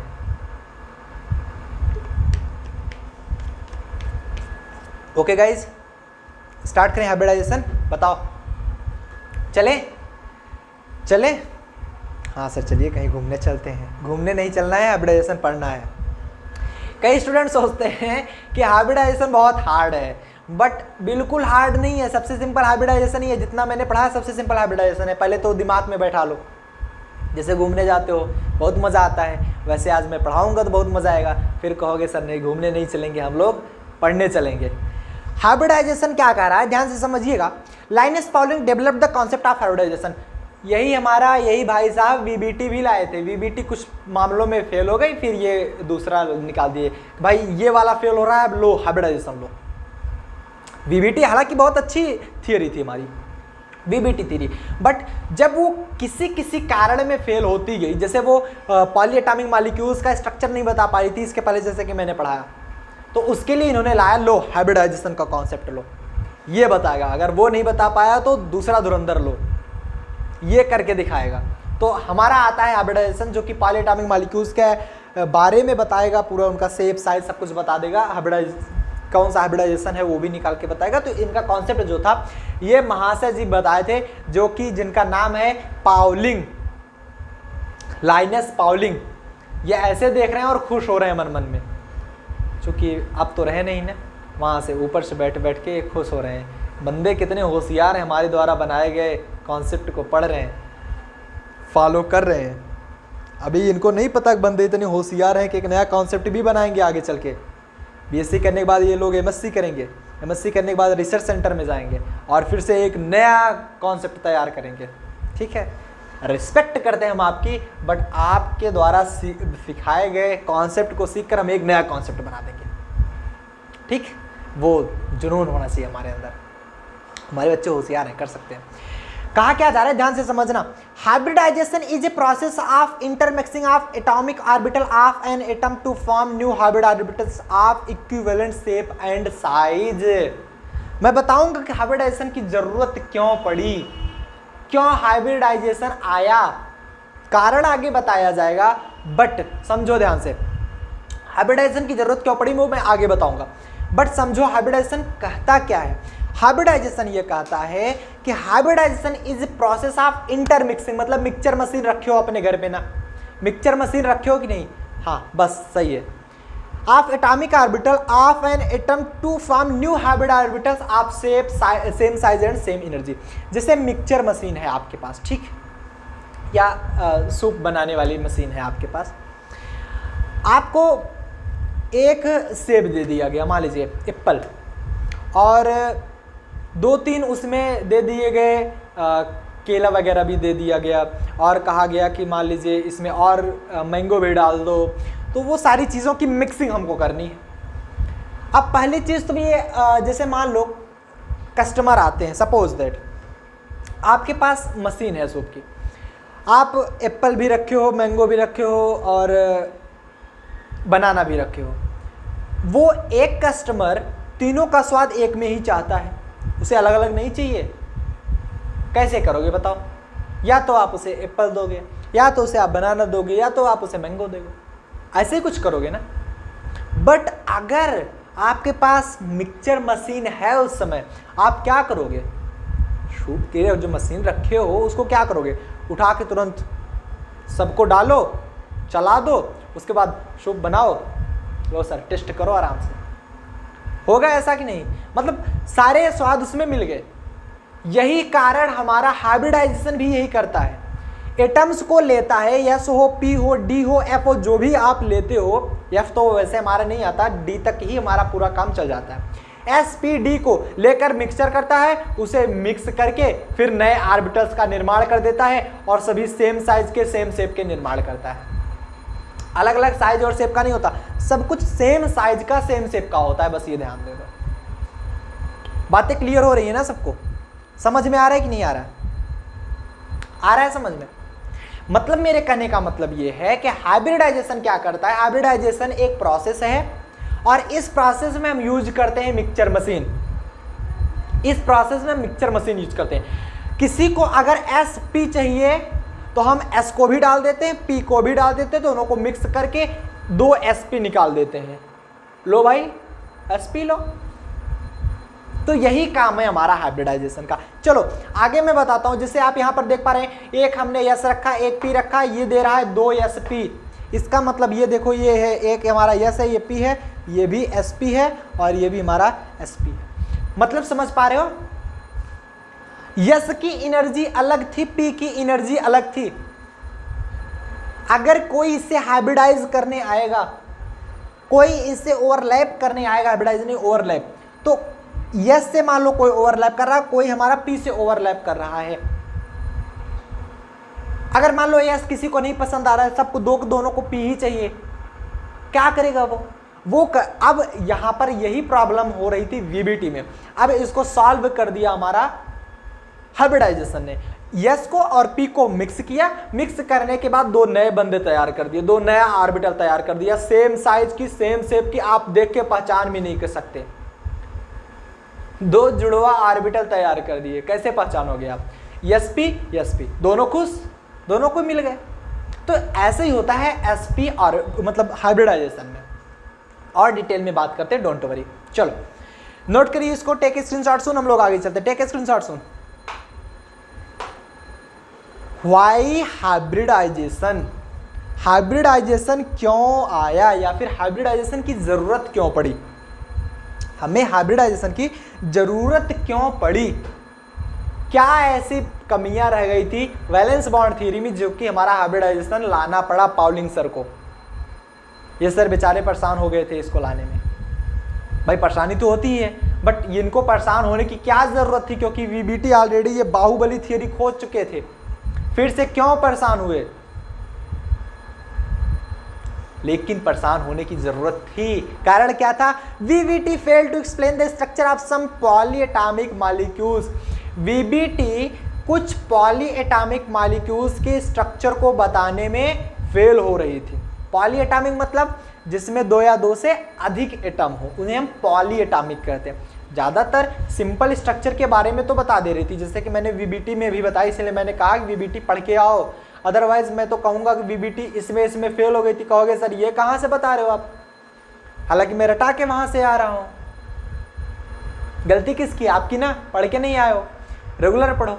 तो वीबीटी क्या कहता है कि वीबीटी पॉलीएटॉमिक मॉलिक्यूल्स को एक्सप्लेन करने में, उनकी स्ट्रक्चर को एक्सप्लेन करने में फेल हो गई थी। तब आया हमारा हाइब्रिडाइजेशन। अब मैं समझाता हूं कहां फेल हुई थी। जैसे कोई भी एक पॉलीएटॉमिक मॉलिक्यूल लेते हैं, कोई सा भी जो आपको अच्छा लगता है। मुझे CH4 अच्छा लगता है, CH4, ये CH4 लेते हैं, ठीक है। अब CH4 तो हमारे पास आ गया, बहुत बढ़िया। CH4 को अगर मैं कराऊं क्या इसका, मैं अबाउ के नियम के अनुसार 1s2 2s2 कितना बचा? 2p2 किसका? कार्बन का होता है ना। अरे कार्बन लिख लो, नहीं तो कई लोग कहेंगे ये CH4 का कहाँ से करा रहे हैं। देखो यार, कार्बन का अगर मैं बात करूं क्या हो जाएगा? 1s2 2s2 2p2, क्योंकि कार्बन में 6 ही होते हैं। कार्बन में एटॉमिक नंबर 6 ही होता है कि नहीं होता है? तो क्या हो जाएगा? 1s2 2s2 2p2 बचा। अब मैं इसको थोड़ा सा एक्सप्लेन करता हूं। जैसे वीबीटी के अनुसार, वीबीटी क्या कहती थी? यस वाला तो ये तो है ही, क्योंकि ये आउटर मोस्ट ऑर्बिट की बात की जाएगी, इनर वाले से हमसे मतलब ही नहीं है। इससे भाई साहब से हमें नहीं मतलब, इन भाई साहब को अलग करो। जो आउटर मोस्ट सेल के ऑर्बिटल 2 वाला आउटर मोस्ट सेल का 3 आ जाता तो आउटर मोस्ट 3 हो जाता। तो हम बात करेंगे इनकी, तो क्या हो जाएगा? ये हो गया 2s और ये हो गया हमारा 2p, ठीक है। 2s और 2p, इनमें इलेक्ट्रॉन भर देते हैं, क्योंकि इलेक्ट्रॉनिक कॉन्फ़िगरेशन से हमें क्या मिला है? s में 2 इलेक्ट्रॉन और p में 2 इलेक्ट्रॉन। हुंड रूल का पालन करते हुए पहले एक एक भराए जाते हैं, ठीक। यहाँ तक तो बेटा कंफर्म हो गया। अब इसे करो एक्साइटेड स्टेट में, कुछ एनर्जी लेगा। एनर्जी कहाँ से लेगा भाई? नेचर में बहुत सारी एनर्जी है। आप बड़े कैसे हो गए? एनर्जी पा करके ना, नेचर में एनर्जी थी, बड़े हो गए। पेड़ पौधे कैसे बड़े होते हैं? नेचर की एनर्जी लेकर के बड़े हो जाते हैं ना। तो वैसे सूर्य की रोशनी पाते हैं, वायु उनके अंदर प्रवेश करती है एक प्रकार से। वो पूरा नेचर का माहौल, अगर नेचर आपका चेंज कर दिया जाए तो आप बीमार पड़ जाते हो, क्योंकि आप सूट नहीं कर पा रहे हो उस नेचर में ना। तो एनर्जी ले करके वो एक्साइटेड स्टेट में आ जाते हैं, ठीक है। चलो, जैसे आपको अगर 15 दिन धूप से बाहर रख दिया जाए, ऐसी जगह पर रख दिया जाए जहाँ पर धूप ना जाए, आप सुस्त पड़ जाओगे। ठंडियों में क्या होता है? सुस्त पड़ जाते हो ना, एक महीने तक धूप नहीं निकलती, जैसे लगता है कुछ काम ही करने का मन नहीं करता, हाथ पैर उठना बंद कर देते हैं, मतलब बहुत धीरे धीरे उठाने का मन नहीं, उठता ही नहीं यार, सुस्त हो जाता है शरीर अपने आप। गर्मियों में एकदम फुर्त रहते हो ना आप लोग, भले ही गर्मी लगती बट फुर्त रहते हो। कारण क्या है? वो एनर्जी मिल रही है ना, सूर्य की रोशनी बहुत ज़रूरी है, तो वह ऐसे एनर्जी पाकर ये एक्साइटेड स्टेट में आ जाते हैं। अब जब एक्साइटेड स्टेट में आ गए तो इन भाई को समझाए कौन? अब जब इसे ये एक्साइटेड स्टेट में आए, ये समझना ध्यान से, ये आ गए भाई साहब एक्साइटेड स्टेट में। जैसे एक्साइटेड स्टेट में आए तो एक्साइटेड में बोले, कहे तुम्हारे पास एक इलेक्ट्रॉन की कमी है, लो मेरे पास से लो। अब ये खुद का नहीं सोच रहे कि हमारे पास एक कमी हो जाए, क्योंकि ये एक्साइटेड स्टेट में आ गए। इनके पास 2 था, पी के पास एक कमी पड़ रही थी, नहीं तो वो हाफ फील्ड बन जाता। एक्साइटेड में ये कहे लो भाई रखो एक, तुम अपना ऑर्बिटल पूरा करो, मतलब एक इलेक्ट्रॉन था ही, ये अपना वाला एक दे दिया, कहे रखो भाई, ठीक। ये रह गया हमारा एक्साइटेड स्टेट में, ये कार्बन हो गया। अब हाइड्रोजन क्या करेगा? उससे ओवरलैप करने की कोशिश करेगा कि नहीं करेगा? हाइड्रोजन उससे ओवरलैप करने की कोशिश करेगा कि नहीं करेगा? मैं इसको आपके दैनिक जीवन में रिलेट करके दिखाता हूं, को रिलेट करके, तभी आपको हाइब्रिडाइजेशन एग्जैक्टली समझ में आएगा। हाइब्रिडाइजेशन आया क्यों, हाइब्रिडाइजेशन की जरूरत क्यों पड़ी? तो ये देखो, जैसे मान लो इसको आप मान लो कि ये हैं आपके, ये क्या लिख रहे हो सर? लड़की वाले, मतलब कार्बन जो है हमारे, ये लड़की वाले, लड़की पक्ष के हैं। जैसे 4 भाई गए थे ना, राम लक्ष्मण भरत शत्रुघ्न, ये 4 के चारों की शादी एक ही जगह पर कर दी गई थी ना, मिथिला नगरी में ही। तो वैसे लड़के वाले आए 4 भाई, मान लो एक बाप के 4 बेटे थे और चारों सुंदर सुंदर, ठीक है। वो शादी करने इनके लड़की वाले के यहाँ पहुँच गए, और उनके पास चारों जो लड़के थे वो सुंदर थे, पहली चीज़। दूसरी चीज़, अच्छा वो लोग कमा वहाँ रहे थे, मतलब 4 के चारों अच्छे थे, और चारों एक जैसे के थे, चारों हमारे एक जैसे थे। तो हाइड्रोजन आया अपने 4 भाइयों के साथ, मतलब 4 भाई है, कौन? लड़के वाले। क्या समझा रहे हो सर? समझ में आएगा बेटा, बैठे रहो, सब कुछ समझ में आएगा। अब हाइड्रोजन के पास कितने इलेक्ट्रॉन होते हैं बताओ बेटा? हाइड्रोजन के पास कितने इलेक्ट्रॉन होते हैं? एक इलेक्ट्रॉन। ओ तेरी, ये तो पूरा हट गया, गलत बटन प्रेस हो गई, फिर से लिखना पड़ेगा यार। फिर से मैं लिख देता हूँ एक बार, सब लोग थोड़ा सा धैर्य बनाए रखना, नहीं तो काफ़ी लोग उछलने कूदने लगेंगे सर, ऐसा।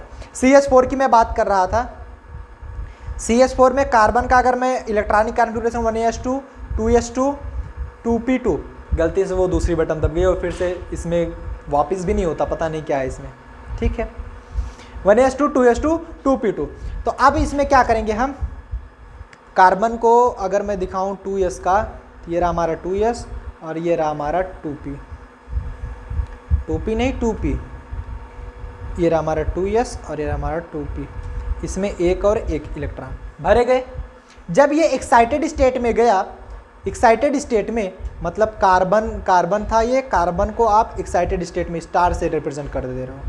जब ये एक्साइटेड स्टेट में चला गया, तब आप देखो, तब के लिए क्या होगा? इसके पास एक इलेक्ट्रॉन रह गए और ये एक इलेक्ट्रॉन इसमें भर गए, क्योंकि एक इलेक्ट्रॉन ये दे देता है। यहाँ तक हमने समझ लिया था। अब ये है लड़की वाली, एक बाप के 4 बेटियां थी, ठीक है, जिसमें से 3 गोरी थी, एक सांवली मतलब काली थी। बात समझो यार, तुम लोगों मैं हंसा के पढ़ाना चाहता हूँ, लोग दूसरा कुछ सोच रहे हो। अब भाई साहब कार्बन की बात तो हो गई, हाइड्रोजन क्या है? लड़के वाले। हाइड्रोजन भाई साहब आएंगे, और मजे की बात यह है कि हाइड्रोजन के चारों लड़के एक जैसे हैं। हाइड्रोजन 1, हाइड्रोजन 2, हाइड्रोजन 3, हाइड्रोजन 4, चारों लड़के एक जैसे हैं, सुंदर सुंदर, ठीक। अब लड़के वाले पहुंचे यहाँ पर, इनके एक हाइड्रोजन पास एक इलेक्ट्रॉन्स होते हैं। इनकी होने वाली थी शादी। मैं एक कहानी बता दूं आपको। अब जब ये शादी होने वाली थी, ये थे हमारे लड़के वाले। अब आते ही हाइड्रोजन तो अकड़ गया कि नहीं, हाइड्रोजन जितने थे, क्योंकि चार भाई थे हाइड्रोजन ना, बड़े वाले हाइड्रोजन के 4 बेटे, हाइड्रोजन 1, हाइड्रोजन 2, हाइड्रोजन 3, हाइड्रोजन 4, तो हाइड्रोजन ही बोलेंगे। अब ये चारों भाई में से 3 भाई को जो मतलब लड़की मिल रही थी वो तो गोरी थी, अब एक भाई को वो काली सी लड़की मिल रही थी, अब वो तो परेशान, अब वो क्या करेगा, कहे भाई मुझे नहीं चाहिए, मुझे भी वही चाहिए।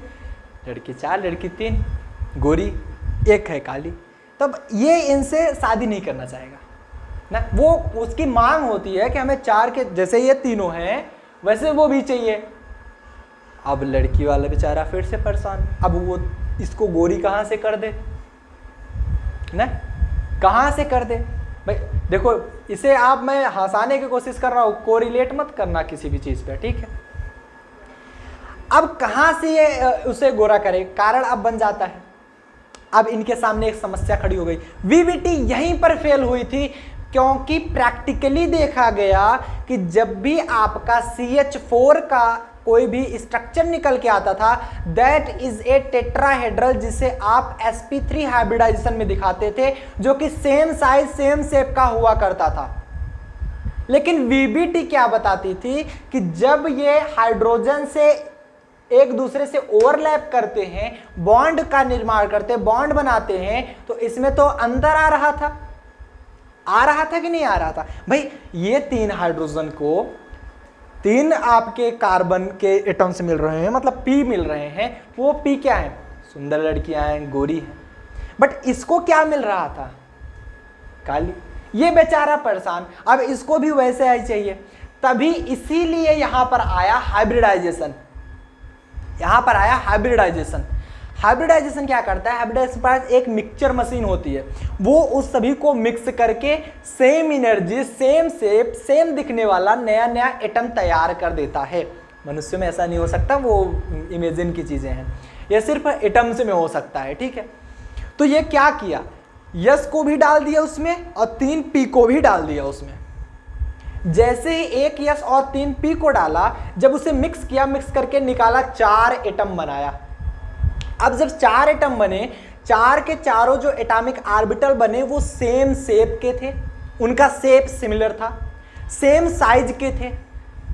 अब पहचान ही नहीं पा रहे हैं कुछ अलग क्या है, क्योंकि भाई सेम हो गए ना। अब जैसे P था, P भी अपने स्ट्रक्चर को खो दिया, यस भी अपने स्ट्रक्चर को खो दिया। अब सभी के सभी को एक जैसी लड़की मिलेगी। अब एक जैसी मिलेगी तो इनका कंप्लेन नहीं रहेगा, नहीं तो कहते क्या तुम्हारी दुल्हन ज़्यादा अच्छी है, हमारी वाली तो नहीं अच्छी है। तो यही होता है। तो यहां पर हाइब्रिडाइजेशन आया, यहां पर हाइब्रिडाइजेशन का निर्माण हुआ। वीबीटी यहीं पर फेल हुई थी। वीबीटी क्या कहती थी कि एक अलग, मतलब ये जो कार्बन और हाइड्रोजन के बीच में बॉन्ड बन रहा है, तो एक तो ये S से बन रहा है, 3 P से बन रहा है, जबकि ऐसा नहीं होता था। एग्जैक्टली इसका शेप डिफरेंट होता है। एग्जैक्टली जो शेप होता है वो होता है टेट्राहेड्रल। टेट्राहेड्रल का शेप आप सभी जानते हो कि इनकी जो साइज होती है वो सिमिलर होती है, हर एक पॉइंट पर डिफरेंट नहीं होता है। इसलिए इन सभी को, यस को और तीनों पी को एक मिक्सचर मशीन में डाल दिया गया, जिसे आप बोलते हैं हाइब्रिडाइजेशन। उसके बाद 4 नए नए एटम्स पैदा हो गए, जिसे आप sp बोलते हैं। बातें क्लियर हो गई, बातें क्लियर हुई कि नहीं हुई, यहां पर सबको समझ में आया। तो जैसे ही आप क्या करोगे, एक यस को और 3 पी को मिक्सचर करोगे, तो यहां पर 4 नए नए एटम होंगे, जिसको आप कुछ इस प्रकार से दिखा सकते हो।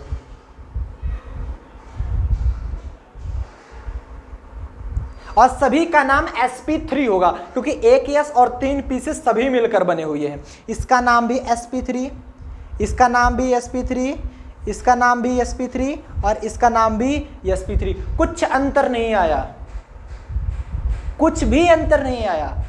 आप ढूंढो अलग अलग। हाइब्रिडाइजेशन को कहता है कि वो तो भाई खुश हो गए, अब बना लिए 4 के चारों एक प्रकार से। अब ढूंढो अलग, नाम भी सेम करके देख रहे हैं, बाद में नाम भी बुलाओगे, चारों साथ आएंगे। तो यही होता है हाइब्रिडाइजेशन में। वीबीटी क्या कहती थी कि इनका जो शेप साइज होता है, क्योंकि तभी ये फेल हुई थी जब एक को आप यस से एस में, क्योंकि हाइड्रोजन में सभी यस हैं, देखो ये यस है, ये भी यस है, ये भी यस है, ये भी यस है। पी नहीं है, हाइड्रोजन में पी नहीं होता। मैं एक साथ इसलिए लिख दिया हूं ताकि आप पी से कोरिलेट कर पाओ। बल्कि ये क्या है, पी एक्स है, पी वाई है, pz है। तो एक को आप यस यस के साथ करा रहे हो क्योंकि ये भी हमारा यस ही है, यस यस के साथ हाइब्रिडाइज करा हो, सॉरी ओवरलैप करा रहे हो। उसके बाद पी को यस के साथ, पी को यस के साथ, पी को यस के साथ, इनका जो शेप होगा वो डिफरेंट निकल के आएगा according to valence bond theory, according to valence bond theory. But exactly जो देखा गया वो डिफरेंट था। इसको नोट करो, मैं एग्जैक्टली दिखा रहा हूं आपको, नोट करो इसको। चलो, एग्जैक्ट जो वैल्यू निकल के आ रही थी हाइब्रिडाइजेशन ऑफ CH4 एग्जैक्ट इस प्रकार से निकलता है। इसका जो होता है ये CH4, ये रहा इसका स्ट्रक्चर टेट्राहेड्रल। देख पा रहे हो कोई अंतर है? नहीं है। मैं समझाता हूं कहां पर अंतर नहीं है। कार्बन है, एक कार्बन के पास अब 4 एटम मिल गए sp3 के, मतलब ये भी आपका sp3 मिला, sp3 sp3 sp3 और sp3, मतलब इसके पास 4 एटम हो गए सेम शेप के, सेम साइज के, सेम नाम के भी सेम हो गए, कुछ अंतर नहीं मिला। अब देखिएगा sp3 4 एटम मिल गए। अब जैसे इसके पास, अब इसका शेप देख पा रहे हो ना, एक s छोटा सा और इसके बाद इसका शेप ऐसे बन रहा है ना, हाँ ऐसे ही, ठीक। अब हाइड्रोजन आया इससे ओवरलैप करने के लिए। अब जितने भी हाइड्रोजन आए सब खुश हो गए, भाई एक ही प्रकार के मिल रहे हैं ना, किसी को अलग अलग यहाँ पर दुर्भाव की भावना तो है नहीं कि एक को कुछ दे रहे हैं एक को कुछ दे रहे हैं, एक की शादी काली लड़की से करा रहे हैं एक को गोरी से, ऐसा कुछ नहीं हो रहा है, सबका सिमिलर से हो रहा है।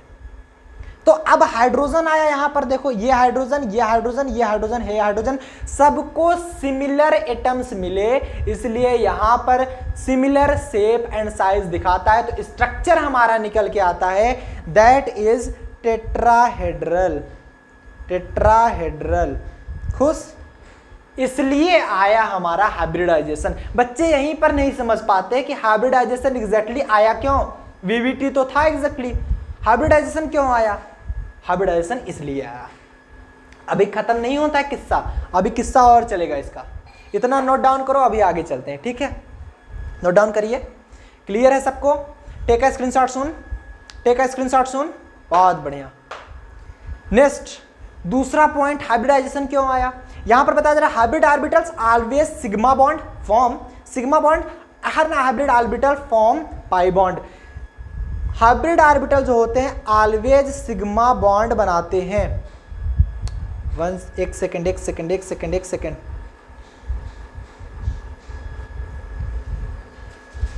जस्ट अ सेकंड, एक सेकंड आप लोग हमको देंगे, ठीक है?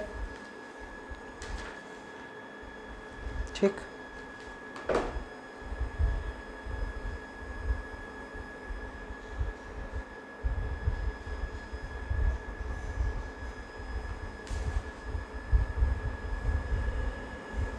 चलो बहुत बढ़िया। ये साइज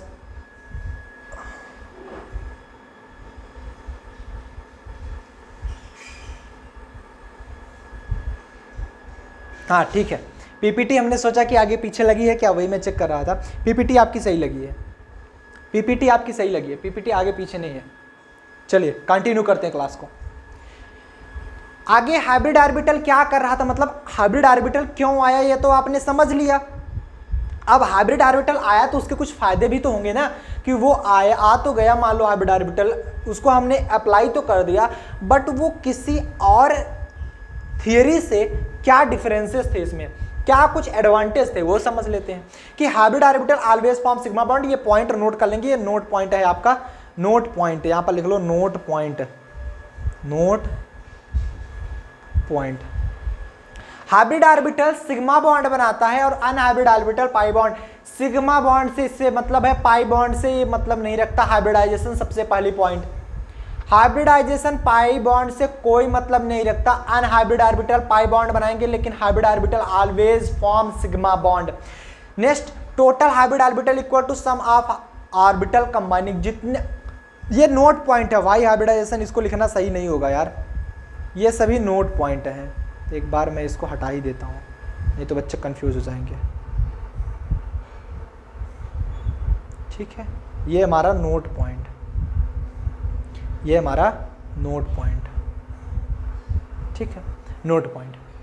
पहली चीज तो आपको समझ में आ गई, कि सिग्मा बॉन्ड जो है वही इतना गलत था, तभी मैंने सोचा कि आगे पीछे हो गया। हाइब्रिड ऑर्बिटल हमेशा सिग्मा बॉन्ड बनाता है, अनहाइब्रिड ऑर्बिटल पाई बॉन्ड बनाता है। टोटल हाइब्रिड ऑर्बिटल जो होते हैं सम ऑफ एटॉमिक ऑर्बिटल कंबाइनिंग, मतलब जितना एटम डालोगे उतना ही मिलेगा, जितना एटम डालोगे उतना ही मिलेगा, उससे ज्यादा नहीं मिलने वाला। भाई 4 एटम डालोगे 4 ही मिलेगा ना, बस उसकी शेप और साइज डिफरेंट कर दिया जाएगा, बस 4 एटम डालोगे 4 ही मिलेगा। जैसे मान लो प्रिंटर मशीन देखे हो, प्रिंट होता है उसमें A4 पेपर डालते हो, अगर 4 सादे पेपर डाल रहे हो तो अंदर चाहे जो भी प्रिंट करो 4 ही पेपर निकलेंगे ना, 5 पेपर तो निकलने नहीं वाले। सिर्फ क्या होगा कि उसमें आप प्रिंटिंग चेंज कर सकते हो, बस उसका शेप एंड साइज चेंज कर सकते हो। शेप एंड साइज प्रिंटिंग से मत रिलेट करना, मैं समझाने की कोशिश कर रहा हूं। अगर 4 पेपर आप 10 पेपर आप प्रिंटिंग मशीन में डाल रहे हो, अंदर से जितने भी आपके पेपर हैं सभी पे अलग अलग प्रिंट कर दो, अलग अलग स्ट्रक्चर प्रिंट कर दो, लेकिन पेपर क्वांटिटी कितना निकलेगा? 10 ही निकलेगा ना। वही चीज हाइब्रिड ऑर्बिटल जितने आप एटॉमिक ऑर्बिटल मिक्सचर मशीन में डालोगे उतना ही देगा, उतना ही देगा। बस बातें समझ रहे हो? क्लियर हो रहा है? मतलब अगर 4 ऑर्बिटल डाले हो तो 4 ही हाइब्रिड ऑर्बिटल मिलेंगे, हालांकि उनका जो शेप एंड साइज होगा वो डिफरेंट होगा। ये पॉइंट सबको क्लियर होना चाहिए। नेक्स्ट, इसीलिए मैंने एक S डाला, 3 P डाला, तो sp3 sp3 sp3 sp3 4 orbital आपको प्राप्त हुए sp3 क्या, ठीक। All hybrid orbital always have equal energy and shape, वो तो मैंने रटा ही दिया। Next, hybrid orbital form better bond than atomic orbital, जो हाइब्रिड ऑर्बिटल होते हैं वो बेटर बॉन्ड बनाते हैं एटॉमिक ऑर्बिटल के कंपैरिजन में। इसका मतलब क्या है कि हाइब्रिड ऑर्बिटल जो होते हैं वो एटॉमिक ऑर्बिटल के कंपैरिजन में बेटर बॉन्ड का क्रिएशन करते हैं। इसका मतलब मैं एक छोटे से एग्जांपल से समझाना चाहूंगा। आपने लाइगर का नाम सुना होगा? नहीं सर, टाइगर सुने थे, लायन सुने थे, ये लाइगर कहां से आ गया? होता है, लाइगर एक एनिमल होता है, मैं समझा रहा हूं। 2 एनिमल आप सुने होंगे, liger tigon, liger tigon. Tiger lion तो सुने होंगे, सब लोग जानते हो, टाइगर बाघ होता है, लायन शेर होता है, ठीक, अलग अलग प्रजातियां हैं। लेकिन लाइगर जो होता है वो बहुत ही ज्यादा विशाल जानवर है। मान लो टाइगर आपका इतना ऊंचा होता होगा, टाइगर, और थोड़ा सा छोटा। शेर भी आपका थोड़ा लगभग उतना ही होता है, थोड़ा साइज में थोड़ा सा छोटा ही होता है शेर टाइगर की अपेक्षा। तो वहां पर उन दोनों की मिक्सिंग से एक नया एनिमल जन्म लेता है, उसे हम बोलते हैं लाइगर, उसे हम बोलते हैं लाइगर। और लाइगर की साइज अगर आप देखो, अगर आप सामने से देखो ना, क्या दमदार दिखता है। सामने से देखो, खड़े ही नहीं रह जाओगे। यहाँ पर टाइगर देखने के बाद हालत खराब रहती है, जू में देखने के बाद। हाँ, सामने दिखा रहे हो, जू में जाकर देखने मजा नहीं आता ना एनिमल को, वो सुस्त पड़े रहते हैं। लायन को देखो अलग सुस्त पड़ा है, जंगलों में देखो तब शेर की असली ताकत दिखती है। मतलब लाइगर की अगर मैं बात करूं, समझो सबसे पहले लाइगर की अगर मैं बात करूं, यहां पर देखो, जब female tiger and male lion मिलते हैं तो उनमें एक निर्माण होता है लाइगर का, जिनका साइज बहुत बड़ा होता है। मतलब इन दोनों से, female tiger and male lion से, एक हमारे न्यू एनिमल का निर्माण होता है जिसको हम बोलते हैं लाइगर। देख पा रहे हो ना इसको? यह लगभग 12 फीट लंबा होता है, 12 फीट लंबा। सोच सकते हो 12 फीट कितना होता है? मैक्सिमम मैं बात आ रहा हूं, मैक्सिमम जो लाइगर मिला था वो 12 फीट लंबा मिला था। यूजुअली 11, 10.5, 11 फीट तो लगभग सभी होते हैं, 12 मैक्स मिला था हमारा।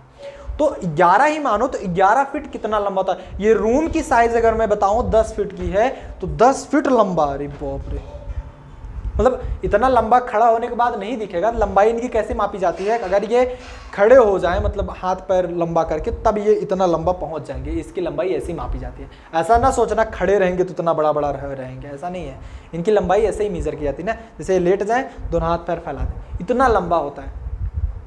एक शेर यूजुअली कितने किलो का होता होगा बताओ मुझे? कुछ, अगर मैं मेल लायन की बात करूं तो मेल लायन लगभग आपका 2 से 2.5 क्विंटल का होता होगा ऑलमोस्ट। मेल लायन 2 से 2.5 क्विंटल का होता होगा मेल लायन। और मैं फीमेल टाइगर की बात करूं, टाइगर की बात ही छोड़िए, फीमेल टाइगर की, तो वो कम होता है। मेल टाइगर अगर मैं बात कर लूं तो मेल टाइगर भी आपका लगभग 2.5 क्विंटल से ज़्यादा ही होता है, 280 290 तक। लेकिन लाइगर की मैं बात करूं लगभग 4000 400 किलो के होते हैं, 400 किलो, 400 किलोग्राम मतलब 4 कुंटल के लगभग होते हैं। सोच लो इनकी साइज कितना बड़ा। अरे यार देखो लायन कितना छोटा और ये लाइगर कितना बड़ा है, पावरफुल। तो जो हाइब्रिड ऑर्बिटल होते हैं वो ज़्यादा अच्छे से बॉन्ड बनाते हैं comparable to normal atomic orbital, comparable to normal atomic orbital. बातें क्लियर हुई, समझ में आया, क्लियर हो गया ना? चलो हटाएं इसको।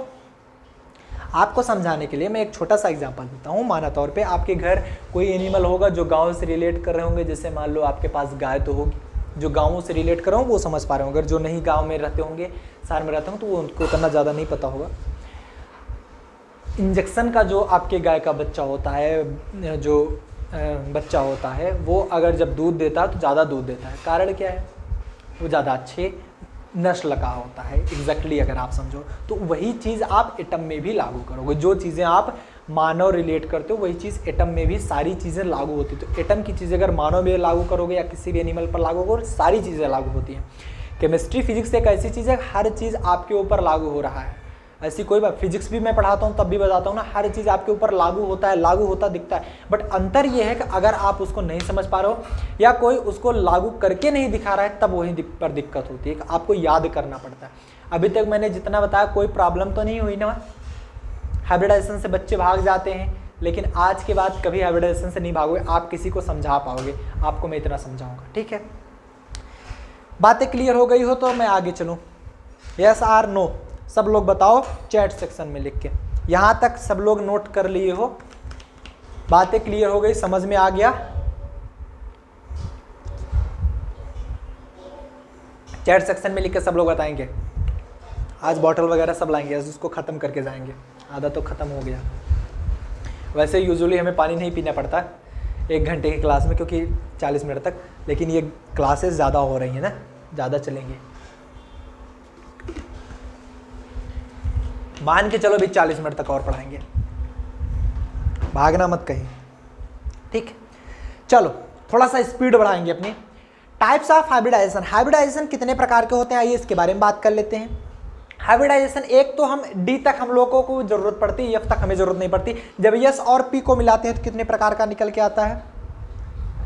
जब हम यस और पी को मिलाते हैं तो यहाँ पर हमारा निकल के आता है ये 3 प्रकार का। एक एसपी, एक एसपी, एक sp2 और एक sp3। 3 प्रकार के हमारे निकल के आए जब हम sp मिलाते हैं। और वहीं पर जब हम spd तीनों मिला देते हैं तो spd। तो sp और d मिलाते हैं तो उसमें भी 3 एटम्स हमारे 3 ऑर्बिटल्स मिलते हैं। कौन कौन से? फर्स्ट हमारा मिलता है कौन सा? sp3d। सेकेंड मिलता है हमारा sp3d2। जनरली बुक से यहीं तक बताती हैं, बस sp3d3 भी होता है। ये sp3d3। ये इतने प्रकार के हम हाइब्रिडाइजेशन पढ़ेंगे। मतलब 6 प्रकार के हाइब्रिडाइजेशन हमें यहाँ पर पढ़ना है। यहाँ पर पढ़ना क्या, इतना होते ही है तो हमें इतना ही पढ़ना है। बारी बारी से हम सबके बारे में पढ़ेंगे। सो इतना आप लोग स्क्रीनशॉट लीजिए, हम लोग आगे चलते हैं, ठीक है? चलिए सबसे पहले हेडिंग आप डालेंगे sp हाइब्रिडाइजेशन। सबसे पहले हेडिंग डालेंगे sp हाइब्रिडाइजेशन। मैं जल्द से जल्द आपको समझाने की कोशिश करूंगा एकदम सिंपल भाषा में। sp हाइब्रिडाइजेशन क्या होता है? हाइब्रिडाइजेशन मतलब मैंने बताया एक मिक्सचर मशीन, मान लो ये बीच में मिक्सचर मशीन रख दी है।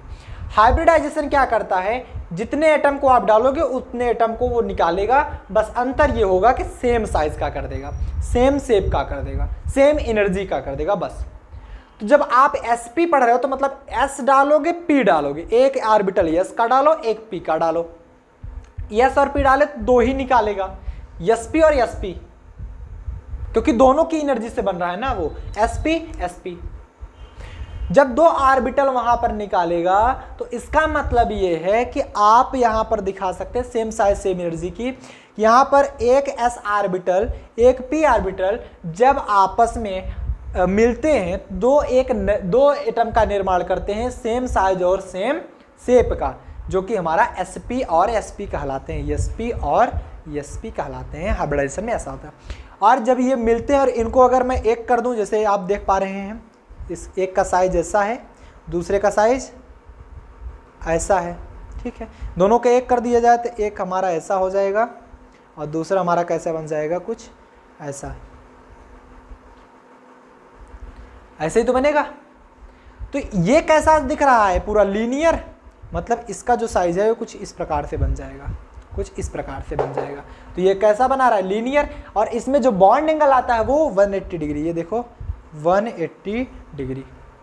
तो इसके लिए अगर मैं स्ट्रक्चर की बात करूं, इसका जो स्ट्रक्चर होता है that is a linear structure. अगर मैं बॉन्ड की बात करूं, बॉन्ड एंगल की, तो ये आता है आपका बॉन्ड एंगल 180 डिग्री। देख पा रहे हैं लीनियर है, बॉन्ड एंगल 180 डिग्री आएगा।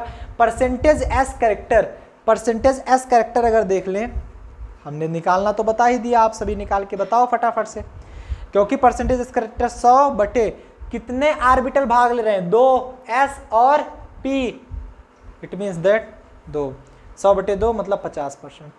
बस और करना क्या था यार, नोट करिए, टेक ए स्क्रीनशॉट, सुन ले लिए स्क्रीनशॉट, समझ में आया। चलो आगे बात करेंगे, एग्जाम्पल लेते हैं BeCl2 का और दिखाते हैं कैसे ये हाइब्रिडाइज हो रहे हैं। BeCl2 का एग्जाम्पल लेते हैं और कैसे लीनियर है वो भी दिखाते चलते हैं। BeCl2 में जैसा कि देख पा रहे हैं Be है और 2 क्लोरीन से ये पार्टिसिपेट कर रहा है और वो 180 डिग्री का निर्माण करेगा। तो BeCl2 कौन सा हाइब्रिडाइजेशन होगा, सबसे पहले तो ये मालूम होना चाहिए। बेरिलियम क्या होता है, 4 1s2 2s2 और इसके आउटर मोस्ट सेल में देख पा रहे हैं 2 इलेक्ट्रॉन हैं s में, तो s में बनाएंगे 2 इलेक्ट्रॉन्स, 1 और 2।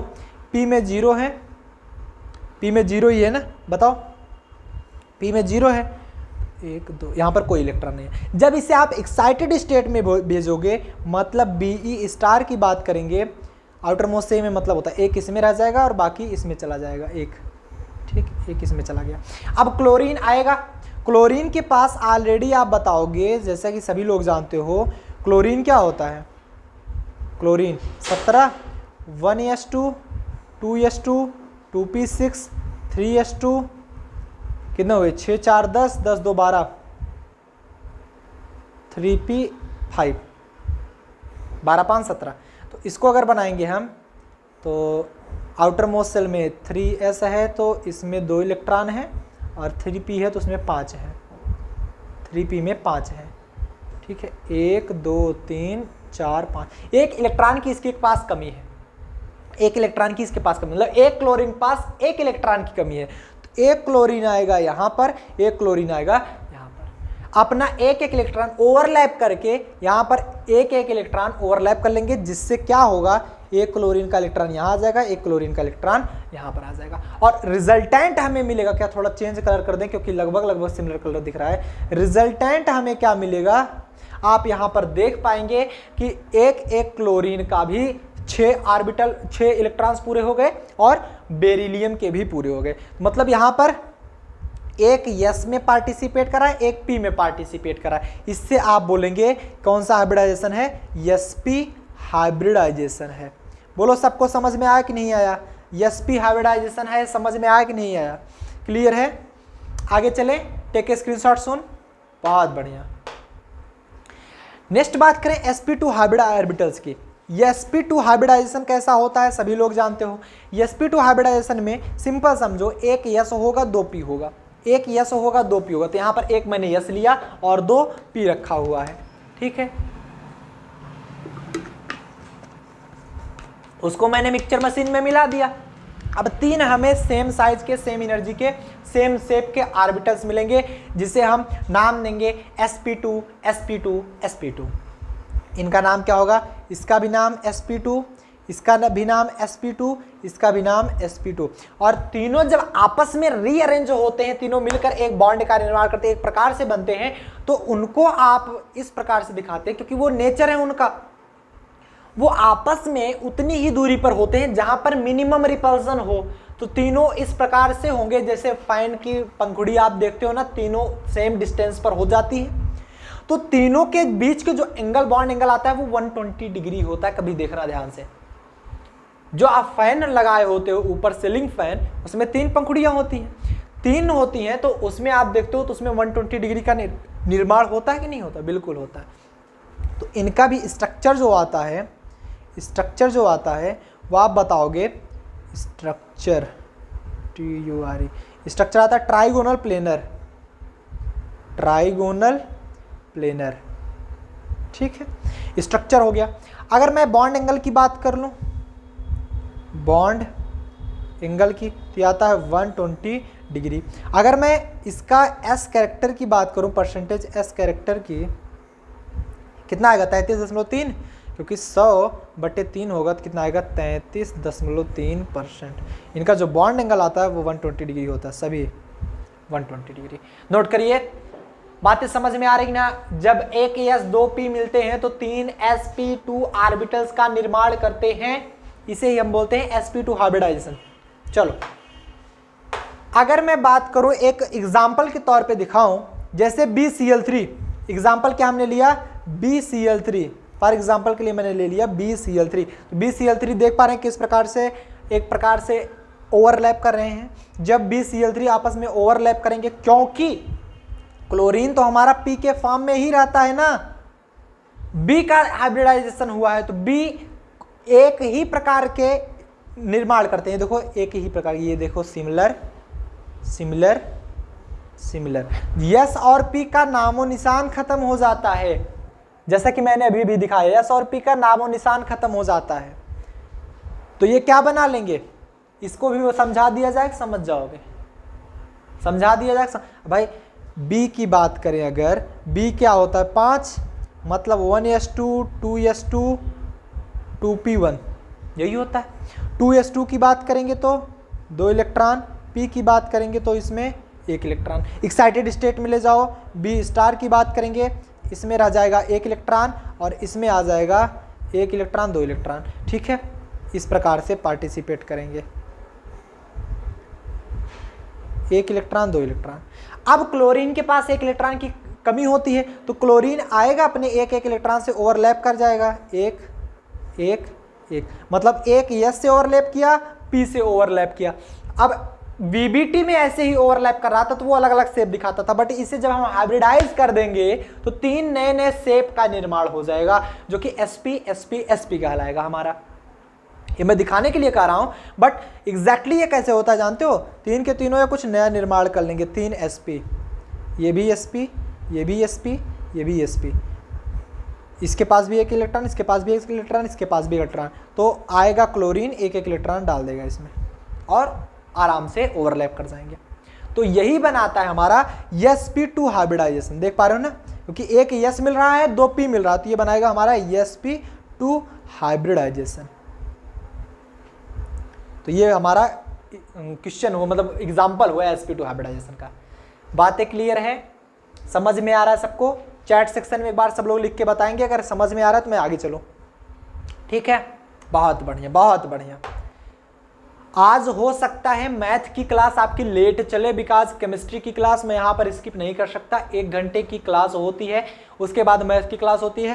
केमिस्ट्री की क्लास चलने के बाद ही मैथ की क्लास चलेगी, तो इंतज़ार कीजिएगा, सोना मत, नहीं तो सब लोग सो जाओ। 8 बजे से बेसिकली क्लास चल रही है, तो ये याद रखना आपकी जो क्लास होगी वो अपने समय पर चलेगी, अपने समय पर चलेगी। बट कभी कभी ऐसा होता है कि जब क्लास ज़्यादा बड़ी हो जाती है तब दिक्कत करती है, तो थोड़ा सा टाइमिंग आगे पीछे हो जाता है, तो वो हम लोग मैनेज करेंगे, क्या दिक्कत है। पढ़ना हमें है, पढ़ाना आपको, उल्टा हो गया, पढ़ाना हमें, पढ़ना आपको, क्या दिक्कत है। sp3 की बात करें, जब 1 S 3 P मिलेंगे, जब 1 S 3 P मिलेंगे तो हमारा sp3 का निर्माण करते हैं। ये भी sp3, ये भी sp3, ये भी sp3, ये भी sp3, 4 sp3 का निर्माण करते हैं, क्योंकि 4 ऑर्बिटल इसमें भाग ले रहे हैं। और इसका साइज क्या होता है, इसका शेप जो निकल के आता है वो होता है टेट्राहेड्रल। यही सब चीजें BBT नहीं बता पाई थी यार। इसका जो स्ट्रक्चर निकल के आता है, स्ट्रक्चर दैट इज टेट्राहेड्रल, और इसका जो बॉन्ड एंगल निकल के आता है, बॉन्ड एंगल ये भी चारों ऐसे ऐसे स्थान पे जाकर बैठेंगे जहां पर मिनिमम रिपल्सन हो। मिनिमम रिपल्सन कहां पर होगा ये हमको बताओ। 109 डिग्री 28 मिनट। और जो इसके बीच का परसेंटेज एस कैरेक्टर होता है ये सभी लोग निकाल लोगे यार। That is 100/4, it mean that 20%, sorry 25% होगा ना, 25%।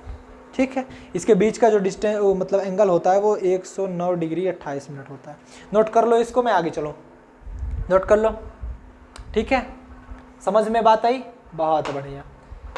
आगे बात करते हैं एग्जाम्पल ऑफ CH4। बार बार हम उसे नहीं करेंगे क्योंकि आप कार्बन का निकाल ही लोगे, हाइड्रोजन का तो जानते ही हो, एक ही होता है उसमें। इलेक्ट्रॉनिक कॉन्फ़िगरेशन कार्बन का करेंगे तो कितना निकलेगा, 6 होता है तो 1s2 2s2 2p2 आएगा। एक इलेक्ट्रॉन उसमें चले जाएंगे तो p के 3 ऑर्बिटल, s के 1 ऑर्बिटल पार्टिसिपेट करेंगे तो sp3 हाइब्रिडाइजेशन बना लेगा। बस यही तो है, नोट करो। बातें समझ में आई, बातें समझ में आई, सबको क्लियर हुआ। चलो हटाएं इसको।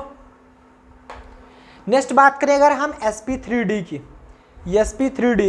sp3d क्या करता है, जब एक s 3p और एक d, मतलब एक s 3p और एक d मिलाया जाता है तो हाइब्रिडाइजेशन होने के पश्चात ये sp3d sp3d sp3d sp3d sp3d ऐसे 5 ऑर्बिटल का निर्माण करते हैं, same size same shape same energy की।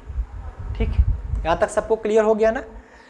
जैसा कि इसका जो शेप होता है आपको दिख ही गया होगा, स्ट्रक्चर इसका जो होता है, स्ट्रक्चर यार मैं हर बार भूल जा रहा हूँ। स्ट्रक्चर इसका कैसे दिख रहा है, ट्राइगोनल पिरामिडल दिख रहा है कि नहीं दिख रहा है, ट्राइगोनल बाई पिरामिडल। ये देखो, ये इसका स्ट्रक्चर अब मिला। ये एक प्लेन है, ये एक प्लेन है, देख पा रहे हो, दिस इज अ प्लेन, और इस प्लेन में है और ये ऊपर और नीचे निकला हुआ है। इसका स्ट्रक्चर जो है वो होता है trigonal bi pyramidal, trigonal bi pyramidal. And bond angle कितना होता है, अब देखो बॉन्ड एंगल इसमें निकल के आता है कितना, बॉन्ड एंगल निकल के आता है 3, बॉन्ड एंगल निकल के आता है 3। अब बताओगे ये कैसे, मैं समझाता हूँ बॉन्ड एंगल 3 कैसे निकलता है। सबसे पहले तो एक आपस में क्या है, 3, जैसे पंखे की पंखुड़ियाँ होती है 3, एक प्लेन में 3 फैल जाएंगे जिसमें मिनिमम रिपल्सन हो। जब 3 फैलेंगे तो इनके बीच में कितना एंगल का बॉन्ड बनेगा, इसके और इसके बीच में जो बॉन्ड एंगल बनेगा, इसके और इसके बीच में दिखा रहे हैं, ये इसके और इसके बीच में 120 डिग्री बनेगा कि नहीं बनेगा, तीनों के बीच में। ठीक है, पहला बॉन्ड। उसके बाद दूसरा बॉन्ड कहाँ बनेगा, दूसरा बॉन्ड बनेगा इसके और इसके बीच में 90 डिग्री, क्योंकि ये इस प्लेन के डायरेक्ट परपेंडिकुलर है ऐसे। तीसरा बॉन्ड बनेगा इसके और इसके बीच में, इसके और इसके बीच में, सॉरी इसके और इसके बीच में कितना, 180 डिग्री, लीनियर है ना। ये 3 बॉन्ड बनते हैं। इट मीन्स दैट हमें यहाँ पर 3 बॉन्ड मिलते हैं, कौन कौन से, 90 degree, 120 degree and 180 degree, 180 degree. ठीक है, ठीक है, बातें समझ में आई, क्लियर हुआ, बताना, क्लियर है ना सबको। आगे चलें, आगे चलें, बहुत बढ़िया। ये क्या होता है, इक्विटोरियल पोजीशन है ना, ये इनका ये वाला पोजीशन इक्विटोरियल है, ये वाला पोजीशन इक्विटोरियल है। तो इक्विटोरियल में यहाँ पर लिख सकते हो, तो लिख भी सकते हो कि इक्विटोरियल के बीच में, इक्विटोरियल के बीच में ये 120 का निर्माण करते हैं। और इक्विटोरियल एंड एक्सियल के मध्य, ये एक्सियल हो गया और ये इक्विटोरियल हो गया, this is your axial, equatorial, ये है हमारा इक्विटोरियल। तो इक्विटोरियल और एक्सियल के बीच में अगर देखें तो 90 डिग्री का निर्माण होता है, और एक्सियल के बीच में देख लें तो ये हमारा 180 का निर्माण कर देता है, बस और कुछ नहीं है। ठीक है, परसेंटेज एस करेक्टर निकाल सकते हो, 100/5 कर देना। परसेंटेज एस करेक्टर निकालो यार, परसेंटेज एस करेक्टर निकालेंगे, percentage yes character 100/5, that's your 20%। बस सिंपल, नोट कर लो। आगे बढ़े, बहुत बढ़िया। नेक्स्ट, आगे चलने से पहले मैं एक बार दिखा देना चाहूँगा कि फॉर एग्जांपल के लिए PCl5 इसका जो एग्जांपल है, आप देख सकते हैं PCl5 कैसे ये हाइब्रिडाइज हो रहा है। PCl ग्राउंड स्टेट में है तो आउटर मोस्ट में 3s2 3p3 दिखा रहा है, एंड अगर ये एक्साइटेड स्टेट में चला जाता है तो यहाँ पर 2p6 3s1 and 3p3 3d1 ऐसे दिखाता है। डी में एक इलेक्ट्रॉन चले जा रहे हैं। ठीक है, तो यहाँ पर sp3d बन रहा है। सिंपल है यार, क्या है इसमें समझाना। ये sp3d2 की बात करें, sp3d2 को बात करें तो कैसे आप बात करोगे। sp3d2 आप देख पा रहे हैं, जब आपका एक s, एक p, 3p और 2d इसमें पार्टिसिपेट होते हैं तो यहाँ पर बनाता है 3 2 5 1 6 sp3d2। मैं बार बार नहीं लिख रहा हूँ, 6 ऑर्बिटल का निर्माण करते हैं। और यहाँ पर आप स्ट्रक्चर देखोगे तो यहाँ पर स्ट्रक्चर कैसे बन के आता है। इसका जो स्ट्रक्चर होता है वो ऑक्टाहेड्रल होता है, ऑक्टाहेड्रल। ठीक है, ऑक्टाहेड्रल दिख भी रहा है सबको, अभी मैं दिखाऊंगा तब दिखेगा। बॉन्ड एंगल जो होता है, बॉन्ड एंगल, अब यार एकदम सिंपल हो गया ना हाइब्रिडाइजेशन, एकदम सिंपल समझ में आ रहा है, आप खुद से लगाए जा रहे हो। बॉन्ड एंगल क्या है, 90 डिग्री होता है सभी के बीच में। ऑक्टाहेड्रल में बॉन्ड एंगल 90 डिग्री, ये अच्छी बात है।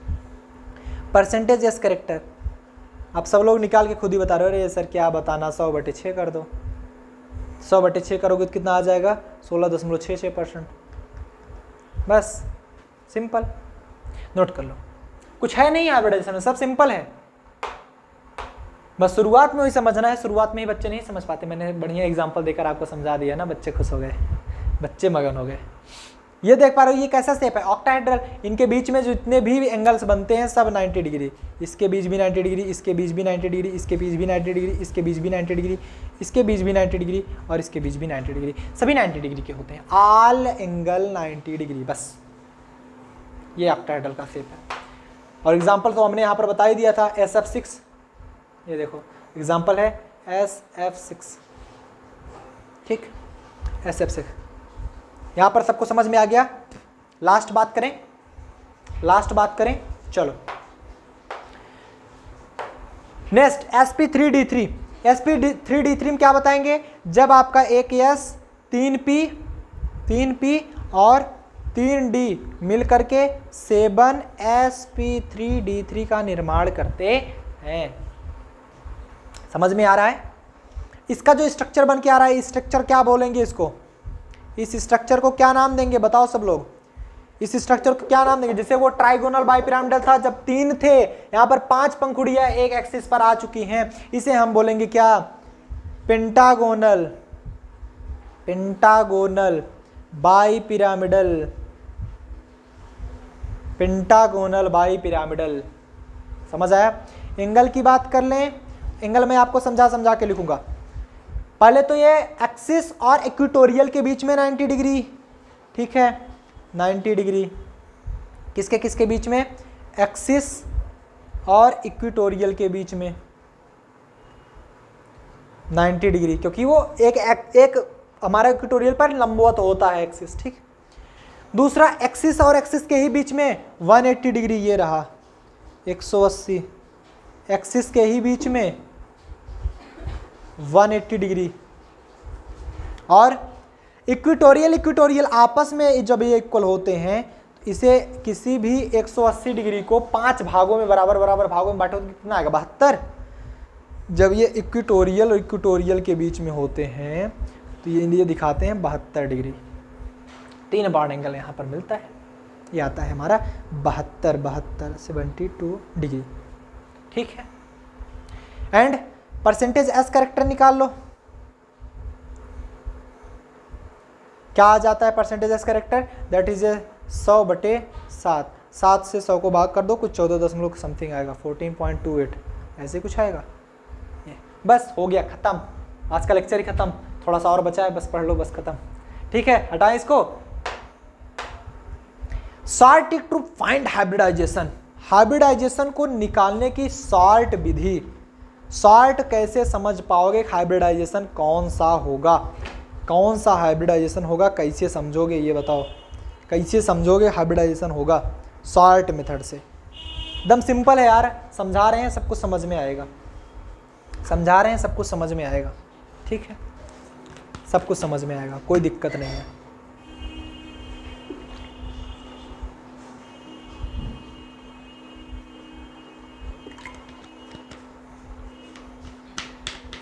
लेकिन शॉर्ट ट्रिक निकालने से पहले मैं एक पॉइंट आपको याद करा देता हूं, उससे पहले शॉर्ट ट्रिक से पहले एक नोट पॉइंट लिख लो, क्योंकि कार्बन कार्बन के बीच में सबसे ज़्यादा पूछा जाता है। तो जब भी आपको कार्बन सिंगल बॉन्ड में मिले, कार्बन सिंगल बॉन्ड में मिले, मतलब कार्बन कार्बन के मध्य सिंगल बॉन्ड हो, सिंगल बॉन्ड मिल रहा है, तब ये sp3 हाइब्रिडाइजेशन ऑलवेज दिखाएगा, ऑलवेज sp3 हाइब्रिडाइजेशन दिखाएगा, जैसे कि जो कि C2H6 का एग्जांपल है, देख पा रहे हो C2H6 हमेशा ये दिखाएगा sp3 हाइब्रिडाइजेशन। कारण है, कारण है एक कार्बन के लिए, किसी भी एक कार्बन के लिए काउंट करो, ये हमेशा सिग्मा बॉन्ड के लिए बनता है, तो कार्बन कार्बन के मध्य ये भी सिग्मा बना, ये भी हाइड्रोजन से मध्य बनेगा, ये भी हाइड्रोजन में, ये सिग्मा बॉन्ड। और इस वाले कार्बन के लिए मैं बात करूं, सेकंड वाले, यहाँ भी सिग्मा बॉन्ड, यहाँ भी सिग्मा बॉन्ड, यहाँ भी सिग्मा बॉन्ड, तो एक कार्बन के लिए 4 सिग्मा बॉन्ड बने, तो यहाँ पर एक S 3 P sp3 डन। ऐसे ही अगर मैं बात कर लूं किसी और की, कार्बन डबल बॉन्ड कार्बन की, तो यहाँ पर 2 और बचे, एक हाइड्रोजन से क्रिएट होगा, दूसरा हाइड्रोजन से क्रिएट होगा, किसी से भी क्रिएट हो, उससे हमसे क्या मतलब, मैं तो ट्रिक पढ़ रहा हूं। अब यहां पर कौन सा बनेगा, यहां पर देखो कितने सिग्मा बॉन्ड बने हैं, एक सिग्मा बॉन्ड बनेगा, 2 सिग्मा बॉन्ड बनेगा और तीसरा सिग्मा बॉन्ड बनेगा। ये दूसरा वाला पाई बॉन्ड बनाएगा, याद रखना, दूसरा वाला पाई बॉन्ड बनाएगा। तीसरे वाले के लिए देख, मतलब दूसरे वाले के लिए देखें, ये सिग्मा बॉन्ड, ये सिग्मा बॉन्ड, ये सिग्मा बॉन्ड, ये वाला आपका पाई बॉन्ड बन रहा है, जो रिमेनिंग बच रहा है ये आपका पाई बॉन्ड बन रहा है। तो 3 सिग्मा बॉन्ड यहाँ पर बने, जितने सिग्मा बॉन्ड होंगे उतने ही ऑर्बिटल भाग लेते हैं, 3 भाग लेंगे तो कौन सा बनेगा, 4 लिए तो sp3, 3 भाग लिए तो sp2, भाई एक S 2 P, 3 हो गए ना, यहाँ पर क्या होगा, जैसे C2H4 का एग्जाम्पल है ये। एंड अगर वहीं पर मैं बात कर लेता C ट्रिपल बॉन्ड C की, तो यहाँ पर एक हाइड्रोजन से ये को रिलेट करते, यहाँ पर कितने सिग्मा बॉन्ड है ये बताओ, एक यहाँ पर सिग्मा बॉन्ड, एक यहाँ पर सिग्मा बॉन्ड, ऐसे ही नेक्स्ट वाले के लिए एक इसके लिए सिग्मा बॉन्ड, एक इसके लिए सिग्मा बॉन्ड, यहाँ पर 2 पाई बॉन्ड बन रहे हैं, यहाँ पर पाई बॉन्ड, 2 पाई बॉन्ड बन रहे हैं, 2 पाई बॉन्ड, पाई बॉन्ड की संख्या 2 बन रही है, कितने सिग्मा बॉन्ड भाग लिए, 2, तो 2 के लिए क्या बनेगा sp, तो यहाँ पर बन जाएगा sp, ये है C2H2 का एग्जाम्पल, एथेन, एथीन, एथाइन, जिसे आप एसिटिलीन बोलते हो, ठीक है, नोट करो, मैं आगे चलता हूँ, टेक ए स्क्रीनशॉट सुन, टेक ए स्क्रीनशॉट सुन। अब बच्चे ये नहीं समझ पाते हाइब्रिडाइजेशन निकालें कैसे exactly, how to find hybridization, ये तो बड़ा ट्रिक सबको पता हो गई, सब लोग आप इलेक्ट्रॉनिक कॉन्फ़िगरेशन करने के बाद निकाल सकते हो। लेकिन वहीं पर अगर मैं बात कर लूं कि आपको हाइब्रिडाइजेशन छोटे से मेथड से देख करके बता देना है, तो देख कर बता देना है, तो यहाँ पर मैं शॉर्ट ट्रिक आपको बता रहा हूँ, जो कि एक रामबाण ट्रिक बोल सकते हो आप। हाइब्रिडाइजेशन जो होता है, यहाँ पर देखिएगा, किसी भी सेंट्रल मेटल एटम की हाइब्रिडाइजेशन जो होता है, हाइब्रिडाइजेशन किसी भी सेंट्रल एटम की, सेंट्रल एटम की, सी मतलब सेंट्रल एटम, चार्टर्ड अकाउंटेंट नहीं होता यहाँ पर, ध्यान देना, नहीं तो सी वो वाला समझ लो, तो जो कि भी काम करने के बाद किया जाता है ना। तो हाइब्रिडाइजेशन क्या होता है, किसी भी सेंट्रल मेटल एटम की दैट्स इक्वल, वो कितने एटम से अटैच्ड है, मतलब attached atom to central metal atom plus में लोन पेयर, मतलब सेंट्रल मेटल एटम से कितने एटम अटैच हैं उसका प्लस में लोन पेयर, वो आ जाता है आपका हाइब्रिडाइजेशन, वो आ जाता है आपका हाइब्रिडाइजेशन शो करने लगता है। फॉर एग्जांपल के लिए मैं एक एग्जांपल लेता हूं, जैसे आपको दे दिया गया CH4, इसका निकालो, CH4 का निकालो, कैसे निकालोगे, सिंपल, CH4 का निकालो, सेंट्रल मेटल एटम यहाँ पर कार्बन है, हाइड्रोजन तो सेंट्रल मेटल एटम जो एक होगा वही सेंट्रल मेटल एटम होगा ना, तो हाइड्रोजन, यहाँ पर जब आप हाइब्रिडाइजेशन निकालोगे क्या निकालोगे, कार्बन से कितने एटम अटैच्ड हैं, 4 हाइड्रोजन दिख रहे हैं ना, 4 एटम अटैच्ड हैं। लोन पेयर कितना बचा हुआ, एक कार्बन के आउटर मोस्ट शेल में कितने इलेक्ट्रॉन्स होते हैं बताओ, 4 भाई, 1s2 2s2 2p2, यही पढ़े हैं हम लोग। 1s2 आउटर मोस्ट शेल नहीं है, आउटर मोस्ट शेल में 4 ही बचे, 2s2 2p2, 4 बचे, 4 ही आउटर मोस्ट शेल में इलेक्ट्रॉन होते हैं, चारों यहाँ पर अटैच्ड हैं, कोई लोन पेयर नहीं बचा, लोन पेयर की वैल्यू 0। जब ये 4 आया तो वैल्यू क्या दिखाएगा, sp3 ही तो दिखाएगा, बस डन, खत्म, क्लियर हो गया। ऐसे मैं और एग्जांपल देता हूं आपको, ऐसे और एग्जांपल देता हूं, इतना नोट कर लिया था ना, नोट करते चला करो, एक बार नोट कर लो फटाफट से, टेक स्क्रीनशॉट, नोट कर लिए। चलो अगर मैं यहीं पर एग्जांपल दूं, दूसरा कोई भी दूसरा एग्जांपल ले लूं मैं, दूसरा एग्जांपल है आपका क्या, NH3 मान लो। अब इसी का आपको हाइब्रिडाइजेशन निकालना है। एक तो आप हाइब्रिडाइजेशन निकालते हो कैसे, N को करते हो, फिर इलेक्ट्रॉनिक कॉन्फ़िगरेशन, हाइड्रोजन को इलेक्ट्रॉनिक कॉन्फ़िगरेशन करने की आवश्यकता तो है नहीं, वो तो एक ही होता है, तब आप इलेक्ट्रॉन फिल करते हो, फिर हाइब्रिडाइजेशन बता पाते हो। सिंपल बताओ ना यार, हाइब्रिडाइजेशन बताओगे, हाइब्रिडाइजेशन तो सिंपल क्या करोगे, सेंट्रल मेटल एटम से कितने हाइड्रोजन जुड़े हैं, कितने एटम जुड़े हैं, 3, हाइड्रोजन के 3 एटम, नाइट्रोजन के आउटर मोस्ट शेल में 5 इलेक्ट्रॉन, लोन पेयर कितने बचे, 2, it means that lone pair 1 बचे ना, इलेक्ट्रॉन 2 बचे तो लोन पेयर 1 बचे, 4 आया, इट मीन्स दैट sp3। इसी प्रकार मैं एक एग्जांपल और लेता हूं, तीसरा एग्जांपल मान लो मैं रख देता हूं H2O का एग्जांपल रखते हो, H2O के लिए हाइब्रिडाइजेशन दिखाओ, इसके लिए H2O के लिए हाइब्रिडाइजेशन दिखाओगे, H2O मतलब यहाँ पर ऑक्सीजन आपका सेंट्रल मेटल एटम है, 2 हाइड्रोजन आपसे अटैचमेंट है, तो यहाँ पर हाइड्रोजन कितने नंबर ऑफ बॉन्डिंग, 2, ऑक्सीजन के पास आउटर मोस्ट शेल में कितने इलेक्ट्रॉन्स होते हैं बताओ, 6, 2s2 2p4, 6 इलेक्ट्रॉन होते हैं, 2 अटैच्ड हैं, 4 इलेक्ट्रॉन बचे, मतलब 2 लोन पेयर ऑफ इलेक्ट्रॉन, मतलब यहाँ पर 4 आया, sp3। ऐसे ही आप इस ट्रिक से आप सभी का निकाल सकते हैं, एक बार निकाल के देखिएगा, अगर नहीं समझ में आता है तो फिर से हमें पूछ लीजिएगा, ठीक है। सबका समझ में आ गया, क्लियर है, यहाँ तक सबको समझ में आया, शॉर्ट ट्रिक समझ में आ गई, नोट कर लीजिए, क्लियर है, हटाएं इसको, बहुत बढ़िया। नेक्स्ट अगर मैं बात करूं, यहां पर दिखाया जा रहा है सभी का अरेंजमेंट है, लीनियर है, sp है 180 डिग्री, सभी को मैंने बताया था, लास्ट वाला इसमें दिखाया ही नहीं गया इस स्ट्रक्चर में, नोट कर लो, लास्ट वाला आप जान जाना, लास्ट वाला मैं बता दूं, वो मैं बताया ना, काफ़ी कम किताब ऐसी होती जो बताती है, लास्ट वाला 7 होता है ये, क्योंकि इसमें 7 ऑर्बिटल काम करते हैं, ये ऑक्टाहेड्रल नहीं होते, पेंटागोनल बाईपिरामिडल, इसमें आता है sp3d3, और एंगल तो सभी को पता है कि कितने होते हैं, एक 72 डिग्री भी आता है इसमें, 90 डिग्री भी आता है, और 180 डिग्री भी आता है, ठीक है, ठीक है। चल, बातें समझ में आ गई ना, क्लियर हो गया, हटाएं इसको, इसमें 180 भी तो आता है ना, 180 भी तो आता है। चलो नोट करो इसको, मैं कुछ पॉइंट्स बता देता हूँ और आपको यहाँ से फिर छुट्टी देता हूँ, थक गए होगे आप भी, कहाँ से तुम थकोगे, चिल्ला मैं रहा हूँ, थकोगे तुम लोग बैठ के स्क्रीनशॉट ले रहे हो, मैं तो इधर खड़ा होकर चिल्ला रहा हूँ ना।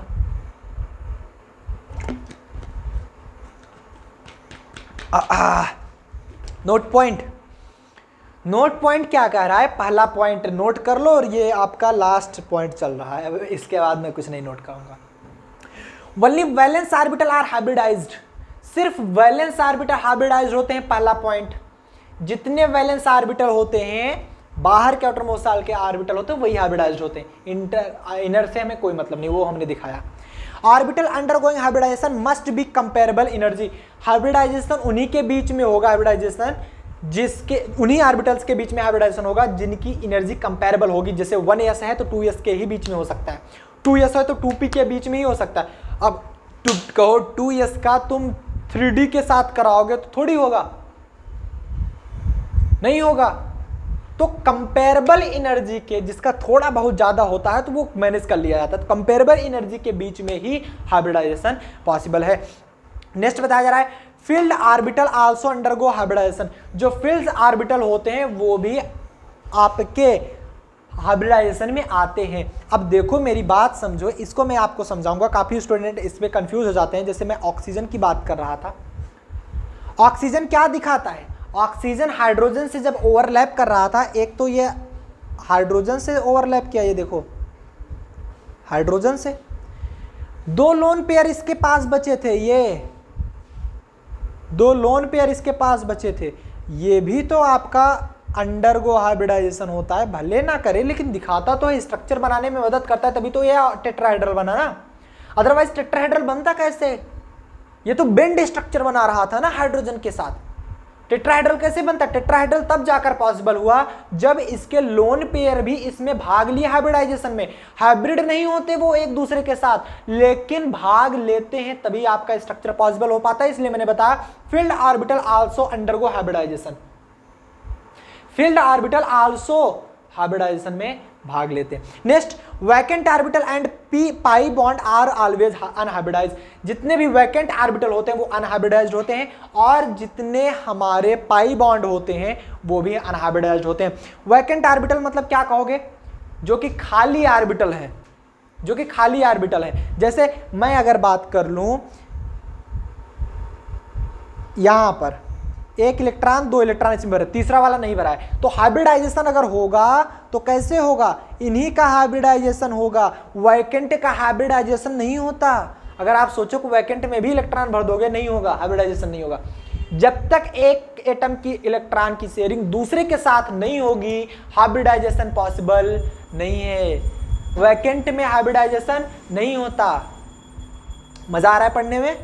Next, total sigma bond plus lone pair equal to type of hybridisation, ये तो हमने समझा दिया।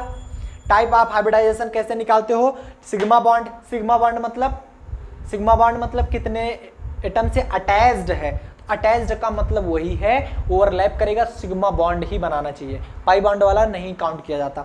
Sigma bond plus lone pair, ये भी याद रखना, नहीं तो अगर पाई बॉन्ड बन रहा फिर भी अगर आप काउंट कर लोगे फिर तो गलत बात है ना, गंदी बात। Sigma bond plus lone pair type of hybridisation show करता है। Only central atom in one atom system is hybridised, सिर्फ सेंट्रल मेटल एटम हाइब्रिडाइज होता है, बाहर के नहीं होते, याद रखना, ठीक है। जैसे CH4 ले रहे हो, दूसरे CH4 से हाइब्रिडाइज हो रहा है तो कार्बन कार्बन के मध्य होगा, कार्बन हाइड्रोजन हाइड्रोजन के मध्य मत करा देना। तो only central metal atom in one atom ऐसा एटम है जो कि हाइब्रिडाइज होता है। सो गाइस इतना नोट कर लो, मैं भी थक गया हूँ, मैं भी जा रहा हूँ आराम करने, तुम लोग भी जाओ आराम करो। आराम कहाँ से करोगे, मैथ की क्लासेस देखो चला पाते हैं नहीं, आज कोशिश रहेगी, चला देंगे तो बहुत अच्छी बात, नहीं चलाएंगे फिर भी अच्छी बात, अगर ज़्यादा लेट हो जाएगा तो नहीं चलाएंगे, ठीक है, कोशिश हमारी यही रहेगी। सो गाइस इतना नोट डाउन करेंगे, 1 घंटे क्या आज 1.25 घंटे की क्लासेस लगभग चल गई, अभी तो नहीं हुआ पूरा, खींच के कर दें क्या, 1.5 घंटे से ज़्यादा क्लास हो गई, बहुत बढ़िया, मज़ा आया आज की क्लास में, समझ में आया, रिवीजन करा दूं, बच्चे रोज़ कहते हैं कि सर रिवीजन करा दो, लेकिन आज कोई बच्चा नहीं बोलेगा 1.25 घंटे पढ़ने के बाद रिवीजन करा दो, बताओ 1.25 घंटे की क्लास कर दिया जाए, जाने दो, समझ में आ गया ना सबको। सो गाइज मिलते हैं नेक्स्ट लेक्चर साथ, जो कि हमारा बहुत इंपॉर्टेंट लेक्चर होगा, और कौन सा लेक्चर होगा एक्साइटमेंट आपके अंदर रहना चाहिए, आज नहीं बताएंगे, चलो नोट करो इसको फटाफट से। सो मिलते हैं नेक्स्ट लेक्चर साथ, टिल देन बढ़िया से पढ़ाई करें, हमेशा के लिए ऑल द वेरी बेस्ट।